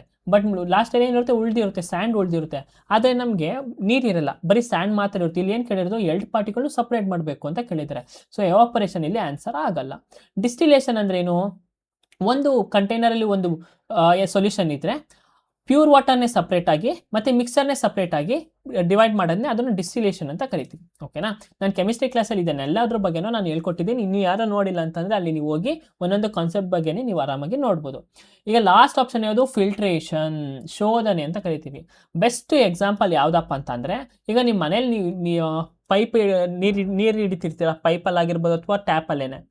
ನೀರು ಹಿಡಿಬೇಕಾರೆ ಅಮ್ಮ ಅಥವಾ ಅಜ್ಜಿ ಯಾರಾದರೂ ನೀರು ಹಿಡಿಬೇಕಾದ್ರೆ ಏನು ಮಾಡ್ತೀರಾ? ಆ ಒಂದು ನೆಲ್ಲಿಗೆ ನೀವು ಬಟ್ಟೆ ಕಟ್ತೀರಾ, ಅಥವಾ ನೀರು ಇಟ್ಕೋಬೇಕಾದ್ರೆ ಪೈಪ್ಗೆ ನೀವು ಬಟ್ಟೆ ಕಟ್ತೀರಿ. ಯಾಕೆ? ಮಣ್ಣುಗಳು ಏನಾದರೂ ಇದ್ದರೆ ಒಳಗಡೆ ಬರಬಾರ್ದು ಅಂತ ಅಲ್ವಾ? ಸೊ ಫಿಲ್ಟ್ರೇಷನಿಂದ ನಾವು ಈ ಒಂದು ಸ್ಯಾಂಡ್ನ ಮತ್ತು ವಾಟರ್ನ ಸಪ್ರೇಟ್ ಮಾಡ್ಬೋದು. ಇನ್ನೊಂದು ಟೆಕ್ಸ್ಟ್ ಬುಕ್ ಎಕ್ಸಾಂಪಲ್ ನೋಡಿದರೆ ಫಿಲ್ಟರ್ ಕ್ಯಾಪ್ಸ್ನ ನಾವು ಯೂಸ್ ಮಾಡ್ಬೋದು. ಏನೋ ಫಿಲ್ಟರ್ ಪೇಪರ್ ಅಥವಾ ಫಿಲ್ಟರ್ ಕ್ಯಾಪ್ಸ್ನ ಯೂಸ್ ಮಾಡಿ ಏನು ಮಾಡ್ಬೋದು? ಈ ಥರ ಒಂದು ಪಾರ್ಟಿಕಲ್ಸ್ನ ನಾವು ಸಪ್ರೇಟ್ ಮಾಡ್ಬೋದು. ಈ ಥರ ಒಂದು ಮೆಥಡ್ನ ನಾವೇನಂತ ಕರಿತೀವಿ ಅಂದರೆ ಫಿಲ್ಟ್ರೇಷನ್ ಅಂತ ನಾವು ಕರಿತೀವಿ. ಓಕೆನಾ? Plastids are absent in which of the following cells? Plastids ಎಲ್ಲಿರುತ್ತೆ? ಪ್ಲಾಸ್ಟಿಡ್ಸ್ ಎಲ್ಲಿ ಫೌಂಡ್ ಆಗುತ್ತೆ ಅಂದರೆ ಬರೀ ಪ್ಲಾಂಟಲ್ಲಿ ಮಾತ್ರ ಫೌಂಡ್ ಆಗುತ್ತೆ. ಓಕೆನಾ? ಕೆಳಗಿನ ಯಾವ ಕೋಶಗಳಲ್ಲಿ ಪ್ಲಾಸ್ಟಿಡ್ಸ್ ಇರುವುದಿಲ್ಲ? ಪ್ಲಾಸ್ಟಿಡ್ಸ್ ಎಲ್ಲಿರುತ್ತೆ? ಬರೀ ಪ್ಲಾಂಟ್ಸಲ್ಲಿ ಮಾತ್ರ ಇರುತ್ತೆ. ಓಕೆನಾ? ಈಗ ಆಪ್ಷನ್ ನೋಡೋಣ. ಸಿಂಪಲ್ ಆಗಿ ಅರ್ಥ ಮಾಡ್ಕೊಳ್ಳಿ. ಆಪ್ಷನ್ ನೋಡಿ. ಫಸ್ಟು ಸ್ಟೆಮ್ ಸೆಲ್ಸ್ ಅಂತಂದರೆ ಪ್ಲಾಂಟ್ಸ್ ಅಂತಂದರೆ ಟ್ರೀನಾಗಿರ್ಬೋದು, ಗಿಡನಾದರೂ ಆಗಿರ್ಬೋದು, ಮರನಾದರೂ ಆಗಿರ್ಬೋದು. ಓಕೆನಾ? ಸ್ಟೆಮ್ ಇರುತ್ತಾ? ಪ್ಲಾಂಟಲ್ಲೂ ಸ್ಟೆಮ್ ಇರುತ್ತೆ. ಸೊ ಪ್ಲಾಸ್ಟಿಡ್ಸು ಪ್ಲಾಂಟ್ ಸೆಲ್ಸಲ್ಲಿ ಇರುತ್ತೆ. ಓಕೆ. ಆಮೇಲೆ ಮಸಲ್ಸ್ ಯಾರಿಗಿರುತ್ತೆ? ಮಸಲ್ಸು ಒಂದು ಹ್ಯೂಮನ್ಸ್ಗೆ ಇರುತ್ತೆ, ಅಂದರೆ ನಮಗೆ, ಅಥವಾ ಏನಿರುತ್ತೆ? ಅನಿಮಲ್ಸ್ಗೆ ಇರುತ್ತೆ. ಓಕೆನಾ? ಈ ಮಸಲ್ಸ್ ನಮಗೆ ಇದಾದ್ಮೇಲೆ ಅದು ಮಸಲ್ ಸೆಲ್ಸ್ ಎಲ್ಲಿರಬೇಕು? ಅನಿಮಲ್ ಸೆಲ್ಲಲ್ಲಿ ಇರಬೇಕು ಅಲ್ವಾ? ಮತ್ತು ಇಲ್ಲಿ ಯಾಕೆ ಪ್ಲಾಂಟ್ ಸೆಲ್ ಹತ್ರ ಪ್ಲಾಸ್ಟಿಡ್ ಸೆಲ್ ಮಸಲ್ ಸೆಲ್ ಇರುತ್ತೆ ಅಂತ ಕೊಟ್ಟಿದ್ದಾರೆ? ಇದನ್ನು ಹಂಗೆ ಇಟ್ಕೊಳ್ಳಿ. ರೂಟ್ ಸೆಲ್ಸ್ ಅಂತ ಕರಿತೀವಿ. ಈ ರೂಟ್ ಸೆಲ್ಸ್ ಅಂತ ಅಂದ್ರೇನು? ಬೇರ್ ಹತ್ರ ಒಂದು ಸೆಲ್ಸ್ ಇರುತ್ತೆ, ಅದನ್ನು ಲುಕೋಪ್ಲಾಸ್ಟ್ ಅಂತ ಕರಿತೀವಿ. ಈ ರೂಟ್ ಸೆಲ್ಸಲ್ಲಿ ಏನು ಮಾಡ್ತಾರೆ? ಫುಡ್ನ ಸ್ಟೋರೇಜ್ ಮಾಡ್ತಾರೆ. ಓಕೆನಾ? ಲೀಫ್ ಸೆಲ್ಸ್ ಅಂತ ಕರಿತೀವಿ. ಇದನ್ನು ಕ್ರೋಮೋಪ್ಲಾಸ್ಟ್ ಅಂತ ಕರಿತೀವಿ. ಸಾರಿ ಕ್ಲೋರೋಪ್ಲಾಸ್ಟ್ ಅಂತ ಕರಿತೀವಿ. ಕ್ಲೋರೋಪ್ಲಾಸ್ಟ್ ಅಂದ್ರೆ ಏನು, ಅಲ್ಲಿ ಕ್ಲೋರೋಫಿಲ್ ಆಕ್ಟಿವಿಟಿ ಟೇಕ್ ಪ್ಲೇಸ್ ಆಗುತ್ತೆ ಲೀಫಲ್ಲಿ. ಸೊ ಪ್ಲಾಸ್ಟಿಡ್ಸು ಎಲ್ಲ ಕಡೆನೂ ಇರುತ್ತೆ, ಬಟ್ ಮಸಲ್ ಸೆಲ್ಸಲ್ಲಿ ಇರೋದು. ಮಸಲ್ ಸೆಲ್ಸ್ ಎಲ್ಲಿರುತ್ತೆ, ಎಂತ್ರೊಳಗೆ ಇರುತ್ತೆ ಅಂದರೆ ಹ್ಯೂಮನ್ ಮತ್ತು ಅನಿಮಲ್ ಸೆಲ್ಸಲ್ಲಿ ಇರುತ್ತೆ. ಬೇಸಿಕ್ ಕ್ವಶನ್ನು, ಆರಾಮಾಗಿ ಯೋಚನೆ ಮಾಡಿದ್ರು ನೀವು ಆನ್ಸರ್ನ ಹುಡುಕ್ಬೋದು. ಓಕೆನಾ. ಸೊ ಈಗ ಪ್ಲಾಸ್ಟಿಡ್ಸ್ ಅಲ್ಲಿ 3 ಥರ ಇರುತ್ತೆ. ಒಂದು ಕ್ಲೋರೋಪ್ಲಾಸ್ಟು, ಕ್ರೋಮೋಪ್ಲಾಸ್ಟು, ಲೂಕೋಪ್ಲಾಸ್ಟ್ ಅಂತ ಕರಿತೀವಿ. ಈ ಕ್ಲೋರೋಪ್ಲಾಸ್ಟ್ ಏನು ಮಾಡುತ್ತೆ, ಫೋಟೋಸಿಂಥಸಿಸ್ಗೆ ಹೆಲ್ಪ್ ಮಾಡುತ್ತೆ. ಕ್ರೋಮೋಪ್ಲಾಸ್ಟ್ ಏನು ಮಾಡುತ್ತಪ್ಪ ಅಂತಂದರೆ ಆ ಒಂದು ಗಿಡಗಳಿಗೆ ಮತ್ತು ಹಣ್ಣು ಫ್ಲವರ್ಗಳಿಗೆ ಏನು ಮಾಡುತ್ತೆ, ಒಂದು ಕಲರ್ನ ಕೊಡುತ್ತೆ. ಲೂಕೋಪ್ಲಾಸ್ಟ್ ನಾನು ಹೇಳಿದೆ ಎಲ್ಲಿ ಲೊಕೇಟ್ ಆಗಿರುತ್ತೆ, ರೂಟ್ ಸೆಲ್ಸಲ್ಲಿ ಲೊಕೇಟ್ ಆಗಿರುತ್ತೆ. ಅದು ಫುಡ್ನ, ಆಹಾರನ ಸಂಗ್ರಹಣೆ ಮಾಡುತ್ತೆ. A food chain starts from grass, grasshopper, frog, snake, hawk. How much concentration of non-biodegradable pesticide is expected in the hawk? ಆಹಾರ ಸರಪಳಿಯಲ್ಲೂ ಹುಲ್ಲು, ಮಿಡಿತೆ, ಕಪ್ಪೆ, ಹಾವು, ಗಿಡುಗ ಎಂಬ ಕ್ರಮದಲ್ಲಿದೆ. ಗಿಡುಗದಲ್ಲಿ ಜೈವಿಕವಾಗಿ ವಿಘಟಿಸದ ಕೀಟಾಣುನಾಶಕಗಳು ಸಾಂದ್ರತೆ ಎಷ್ಟಿರುತ್ತದೆ ಅಂತ ಕೇಳಿದ್ದಾರೆ. ಸೊ ನಮ್ಗೆ ಇಲ್ಲಿ 2 ಕೀ ಟರ್ಮಿನಾಲಜಿ, ಒಂದು ಫುಡ್ ಚೈನ್ ಅಂತ ಕರಿತೀವಿ, ಇನ್ನೊಂದು ಏನಂತ ಕರಿತೀವಿ, ನಾನ್ ಬಯೋಡಿಗ್ರೇಡಬಲ್ ಪೆಸ್ಟಿಸೈಡ್ಸ್. ಈಗ ನಾನ್ ಬಯೋಡಿಗ್ರೇಡಬಲ್ ಅಂದ್ರೇನು, it can not be broken down through biological process. ಅಂದರೆ ಬಯೋಲಾಜಿಕಲ್ ಪ್ರಾಸೆಸ್ಸಿಂದ ಆ ಒಂದು ಪೆಸ್ಟಿಸೈಡ್ಸ್ನ ನಾವು ಬ್ರೇಕ್ ಡೌನ್ ಮಾಡೋಕ್ಕೆ ಆಗಲ್ಲ. ಓಕೆನಾ. ಅಂಥದ್ದು ಯಾವಾಗಲೂ ಕೂಡ ವಿಷಕಾರಿಯಾಗಿ ಇರುತ್ತೆ. ಸೊ ಈಗ ಫುಡ್ ಚೈನ್ ಅಂದ್ರೆ ಏನು, ಫುಡ್ ಚೈನ್ ಅಂದ್ರೆ ಏನಿಲ್ಲ, ಅದು ಏನು ಹೇಳುತ್ತಪ್ಪ ಅಂದರೆ ಹೇಗೆ ಎನರ್ಜಿ ಒಂದು ಕ್ಲಾಸ್ ಇತ್ತು ಒಂದು ಚೈನಿಂದ ಇನ್ನೊಂದು ಚೈನ್ಗೆ ಟ್ರಾನ್ಸ್ಫರ್ ಆಗುತ್ತೆ, ಅಥವಾ ಒಂದು ಆರ್ಗನಿಸಮ್ಸ್ ಇನ್ನೊಂದು ಆರ್ಗನಿಸಮ್ಸ್ಗೆ ಹೇಗೆ ಎನರ್ಜಿ ಟ್ರಾನ್ಸ್ಫರ್ ಆಗುತ್ತೆ, ಅದನ್ನು ಫುಡ್ ಚೈನ್ ಆಗಿ ನಾವು ಎಕ್ಸ್ಪ್ರೆಸ್ ಮಾಡ್ತೀವಿ. ಫಾರ್ ಎಕ್ಸಾಂಪಲ್ ಇಲ್ಲಿ ಗ್ರಾಸ್ ಐತೆ ಅಂದ್ಕೊಳ್ಳಿ, ಅದು ಒಂದು lower level of the food chain. ಈ ಗ್ರಾಸ್ನ ಯಾರು ತಿನ್ನುತ್ತೆ, ಕಪ್ಪೆ ತಿನ್ನುತ್ತೆ, ಅಥವಾ ಗ್ರಾಸ್ ಓಪರ್. ಓಕೆನಾ. ಗ್ರಾಸ್ನ ಯಾರು ತಿನ್ನುತ್ತೆ, ಗ್ರಾಸ್ ಓಪರ್. ಇವರು ಪ್ರೊಡ್ಯೂಸರ್. ಓಕೆನಾ. ಇವರು ಕನ್ಸ್ಯೂಮರ್. ಈ ಗ್ರಾಸ್ನ ಕನ್ಸ್ಯೂಮರ್ ಮಾಡ್ತಾರೆ, ಕನ್ಸ್ಯೂಮರ್ಸ್, ಪ್ರೈಮರಿ ಕನ್ಸ್ಯೂಮರ್ ಅಂತ ಕರಿತೀರ. ಈ ಗ್ರಾಸ್ ಓಪರ್ನ ತಿನ್ನೋದು ಯಾವುದು, ಕಪ್ಪೆ. ಈ ಕಪ್ಪೆ ಏನಾಗಿರುತ್ತೆ, ಇದು ಸೆಕೆಂಡರಿ ಕನ್ಸ್ಯೂಮರ್ ಆಗಿರುತ್ತೆ. ಅಂದರೆ ಗ್ರಾಸ್ ಓಪರ್ನ ಕಪ್ಪೆ ತಿನ್ನುತ್ತೆ. ಈ ಕಪ್ಪೆನ ಯಾರು ತಿನ್ನುತ್ತೆ, ಹಾವು ತಿನ್ನುತ್ತೆ. ಹಾವೇನು ಮಾಡುತ್ತೆ, ಕಪ್ಪೆನ ತಿನ್ನುತ್ತೆ. ಹಾಗಾದ್ರೆ ಕಪ್ಪೆ ಏನು, ಟರ್ಷರಿ ಕನ್ಸ್ಯೂಮರ್. ಓಕೆನಾ. ಈ ಹಾವನ್ನ ಯಾರು ತಿನ್ನುತ್ತೆ ಅಂದರೆ ಈಗಲ್ ತಿನ್ನುತ್ತೆ. ಈಗಲ್ ಏನು, ಲಾಸ್ಟ್ ಅಂದರೆ ಟಾಪ್ ಪೊಸಿಷನಲ್ಲಿ ಕನ್ಸ್ಯೂಮ್ ಮಾಡೋದು ಯಾರು, ಈಗಲ್ಲು. ಓಕೆನಾ. ಈಗ ಏನು ಮಾಡುತ್ತೆ ಅಂದರೆ ಇಲ್ಲಿಂದ ಎನರ್ಜಿ ಇಲ್ಲೂ ಟ್ರಾನ್ಸ್ಫರ್ ಹೋಗುತ್ತೆ, ಇದರಿಂದ ತಿಂದು ಇದಕ್ಕೆ ಎನರ್ಜಿ ಬರುತ್ತೆ, ಇದನ್ನು ತಿಂದು ಇದಕ್ಕೆ ಎನರ್ಜಿ ಬರುತ್ತೆ, ಮತ್ತು ಇದನ್ನು ತಿಂದು ಇದಕ್ಕೆ ಎನರ್ಜಿ ಬರುತ್ತೆ. ಓಕೆನಾ. ಆಮೇಲೆ ಇದೆಲ್ಲ ಮತ್ತು ಇದು ಸತ್ತಾದ್ಮೇಲೆ ಏನಾಗುತ್ತೆ, ಫಾರ್ ಎಕ್ಸಾಂಪಲ್ ಕೆಳಗಡೆ ಇರೋಂಥ ಒಂದು ಮೈಕ್ರೋ ಆರ್ಗನಿಸಮ್ಸ್, ಟೇಪ್ ವರ್ಮ್ಸ್ ಆಗಿರ್ಬೋದು, ಅರ್ಥವರ್ಮ್ಸ್ ಆಗಿರ್ಬೋದು, ಅವೆಲ್ಲ ಏನಾಗುತ್ತೆ, ತಿಂದು ಆಹಾರನ ಪಡ್ಕೊಳ್ಳುತ್ತೆ. ಹಂಗೆ ಇದೊಂದು ಸೈಕಲ್ನ ಫ್ಲೋ ಕಂಟಿನ್ಯೂ ಆಗುತ್ತೆ. ಇದನ್ನು ನಾವು ಫುಡ್ ಚೈನ್ ಅಂತ ಕರಿತೀವಿ. ಇನ್ನೊಂದು ಕಾನ್ಸೆಪ್ಟ್ ನೆನ್ಪಿಟ್ಕೊಳ್ಳಿ, ಒಂದು ಬಯೋ ಮ್ಯಾಗ್ನಿಫಿಕೇಶನ್ ಇಲ್ಲಿ ಕೊಟ್ಟಿದ್ದಾರೆ, ಇನ್ನೊಂದು ಬಯೋ ಅಕ್ಯುಮುಲೇಷನ್. ಏನು ಇಲ್ಲಿ ನಾನು ಇಲ್ಲಿ ಕೊಟ್ಟಿದ್ದು ಬಯೋ ಮ್ಯಾಗ್ನಿಫಿಕೇಶನು, ಬಯೋ ಅಕ್ಯುಮುಲೇಷನ್ ಜಾಸ್ತಿ ಸರಿ ಕೇಳ್ತಾರೆ, ಮತ್ತು ಪಕ್ಕ ಕೇಳ್ತಾರೆ. ಓಕೆನಾ. ಈಗ ಬಯೋ ಅಕ್ಯುಮುಲೇಷನ್ ಅಂದ್ರೆ ಏನು, ಫಾರ್ ಎಕ್ಸಾಂಪಲ್ ಈ ಫುಡ್ ಚೈನ್ಗೆ ಏನಾದರೂ, ಇದೊಂದು ಫುಡ್ ಚೈನ್ ಅಲ್ವಾ, ಈ ಫುಡ್ ಚೈನ್ಗೆ ಏನಾದರೂ ಒಂದು ರೋಗ ಅಥವಾ ಒಂದು ಡಿಸೀಸ್ ಬಂತು ಅಂತಂದರೆ ಅದನ್ನು ಬಯೋ ಅಕ್ಯುಮುಲೇಷನ್ ಅಂತ ಕರಿತೀವಿ. ಓಕೆನಾ. ಅದು ಏನಾದರೂ ಬಂದೆ, ಫಾರ್ ಎಕ್ಸಾಂಪಲ್ ಇವಾಗ ಈ ಒಂದು ಹುಲ್ಲಿಗೆ ಏನೋ ರೋಗ ಬಂದ್ಬಿಡ್ತು, ಅಥವಾ ಈ ಗ್ರಾಸ್ ಹಾಪರ್ಗೆ ಏನೋ ರೋಗ ಬಂತು, ಅದನ್ನು ನಾವೇನಂತ ಕರಿತೀವಿ, ಬಯೋ ಅಕ್ಯುಮುಲೇಷನ್ ಅಂತ ಕರಿತೀವಿ. ಈಗ ಬಯೋ ಮ್ಯಾಗ್ನಿಫಿಕೇಶನ್ ಅಂದ್ರೇನು, ಇದಕ್ಕೆ ಬಂದಿರೋಂಥ ರೋಗ ಈ ಪ್ರಾಣಿಗೂ ಹರಡುತ್ತು, ಮತ್ತು ಈ ಪ್ರಾಣಿಗೂ ಹರಡ್ತು, ಮತ್ತು ಈ ಪ್ರಾಣಿಗೂ ಹರಡುತ್ತೆ. ಅದನ್ನು ನಾವು ಏನಂತ ಕರಿತೀವಿ ಅಂದರೆ ಬಯೋ ಮ್ಯಾಗ್ನಿಫಿಕೇಶನ್ ಅಂತ ಕರಿತೀವಿ. ಅರ್ಥ ಆಯ್ತಾ, ಬಯೋ ಅಕ್ಯುಮುಲೇಷನ್ ಅಂದ್ರೆ ಏನು, ಬಯೋ ಮ್ಯಾಗ್ನಿಫಿಕೇಶನ್ ಅಂದ್ರೆ ಏನು ಅಂತ. ಸೊ ಬಯೋ ಮ್ಯಾಗ್ನಿಫಿಕೇಶನ್ ಅಂದರೆ increase in the concentration of non biodegradable substances. ಈಗ ಬಯೋ ಮ್ಯಾಗ್ನಿಫಿಕೇಶನ್ ಏನು, ಅದು ಡಿಗ್ರೇಡ್ ಆಗಲ್ಲ, ಆ ಒಂದು ಪೆಸ್ಟಿಸೈಡ್ಸ್ ಅಥವಾ ಒಂದು ಕೆಮಿಕಲ್ಸು ಡಿಗ್ರೇಡ್ ಆಗಲ್ಲ, ಒಂದು ಅನಿಮಲ್ಸ್ ಫುಡ್ ಚೈನಿಂದ ಇನ್ನೊಂದು ಅನಿಮಲ್ ಫುಡ್ ಚೈನ್ಗೆ ಅದು ಟ್ರಾನ್ಸ್ಫರ್ ಆಗುತ್ತೆ. ಅದು ನಾವೇನಂತ ಕರಿತೀವಿ, ಬಯೋ ಮ್ಯಾಗ್ನಿಫಿಕೇಶನ್ ಅಂತ ಕರಿತೀವಿ. ಫಾರ್ ಎಕ್ಸಾಂಪಲ್ ಈ ಮೀನಿಗೆ ಏನಾದರೂ ರೋಗ ಇತ್ತು ಅಂತ ಅನ್ಕೊಳ್ಳಿ, ಈ ಮೀನು ಮರ್ಕ್ಯೂರಿ ಕಾಯಿಲೆಯಿಂದ ಬಳಲ್ತಿತ್ತು ಅಂತ ಅನ್ಕೊಳ್ಳಿ, ಈ ಹದ್ದು ಬಂದು ಈ ಮೀನ ತಿಂದರೆ ಈ ಹದ್ದುಗೂ ಆ ರೋಗ ಬರುತ್ತೆ. ಅದು ನಾವೇನಂತ ಕರಿತೀವಿ, ಬಯೋಲಾಜಿಕಲ್ ಮ್ಯಾಗ್ನಿಫಿಕೇಶನ್ ಅಂತ ನಾವು ಅದನ್ನು ಕರಿತೀವಿ. ಸರಿನಾ, ಅರ್ಥ ಆಯ್ತಾ. ಇದಿಷ್ಟು ಕಾನ್ಸೆಪ್ಟ್ ಬಗ್ಗೆ. ಸೊ ಈಗ ಯಾವ ಪ್ರಾಣಿಗೆ ಬಯೋ ಮ್ಯಾಗ್ನಿಫಿಕೇಶನ್, ಯಾವ ಪ್ರಾಣಿಗೆ ಹೆಚ್ಚು ಕಾನ್ಸಂಟ್ರೇಷನ್ ಅಥವಾ ಹೆಚ್ಚು ಒತ್ತಡ ಇರುತ್ತೆ ಅಂದರೆ ಡೇಂಜರ್ ಆಗುತ್ತೆ ಅಂತಂದರೆ ನೋಡಿ, ಇದರಿಂದ ಇದಕ್ಕೆ ಬರುತ್ತೆ, ಇದರಿಂದ ಇದಕ್ಕೆ ಬರುತ್ತೆ, ಇದರಿಂದ ಬರುತ್ತೆ. ಅಂದರೆ ಇನ್ಕ್ರೀಸ್ ಆಗ್ತಾ ಯಾವುದಕ್ಕೆ ಹೈಯರ್ ಕಾನ್ಸಂಟ್ರೇಷನ್ ಇರುತ್ತೆ ಅಂದರೆ ಟಾಪಲ್ಲಿ ಇರೋಂಥ ಒಂದು ಪ್ರಾಣಿ ಇರುತ್ತಲ್ವಾ, ಅದಕ್ಕೆ ಏನಾಗುತ್ತೆ, ಬಯೋಲಾಜಿಕಲ್ ನಾನ್ ಬಯೋಡಿಗ್ರೇಡಬಲ್ ಪೆಸ್ಟಿಸೈಡ್ಸ್ ಕಾನ್ಸಂಟ್ರೇಷನು ಜಾಸ್ತಿ ಇರುತ್ತೆ. ಓಕೆನಾ. ಸೊ ಈಗ ಅದೇ ಪ್ರಶ್ನೆ ಕೇಳಿರೋದು, ಹಾವ್ಕ್ ಅಂದ್ರೆ ಏನು, ಲಾಸ್ಟ್ ಅಲ್ಲಿ ಅಂದ್ರೆ ಟಾಪ್ ಪೊಸಿಷನ್ ಪಡ್ಕೊಂಡಿರೋದು ಯಾವುದು, ಹಾವು, ಗಿಡುಗ. ಈ ಗಿಡುಗನಿಗೆ ಎಷ್ಟು ಕಾನ್ಸಂಟ್ರೇಷನ್ ಇರುತ್ತೆ ಅಂತ ಕೇಳಿದ್ದಾರೆ. ಗಿಡುಗಂಗೆ ಎಷ್ಟಿರುತ್ತಪ್ಪ ಟಾಪ್ ಅಂತ ಅಂದ್ರೆ higher concentration. Option number B is the answer. The highest concentration of pesticides ಎಲ್ಲಿರುತ್ತೆ ಅಂದ್ರೆ ಹಾವ್ಕಲ್ಲಿ ಇರುತ್ತೆ. ಯಾಕೆ? Due to the biomagnification. Which of the following statements about the average speed is incorrect? ಸರಾಸರಿ ವೇಗ ಕುರಿತು ಕೆಳಗಿನ ಯಾವ ಹೇಳಿಕೆಯು ತಪ್ಪಾಗಿದೆ? It is a total distance divided by total time. Average speed ಅಂತಂದ್ರೇನು? Total distance divided by total time. ಇಷ್ಟೇ formula. ಓಕೆನಾ? ಸೊ ಈ ಕ್ವಶನ್ನ ನೀವೇ ಆನ್ಸರ್ ಮಾಡಿ ನನಗೆ ಕಮೆಂಟಲ್ಲಿ ತಿಳಿಸಿ. ಯಾಕಂದರೆ ಆವ್ರೇಜ್ ಅಂದರೆ ನೀವು ಎಲ್ಲ ಕಡೆ ನೋಡಿರ್ತೀವಿ. ಸೊ ಕಮೆಂಟಲ್ಲಿ ತಿಳಿಸಿ. Full simple easy question. When an object is placed in a fluid it feels an upward force called buoyance. On which factors does the magnitude of this buoyant force depend?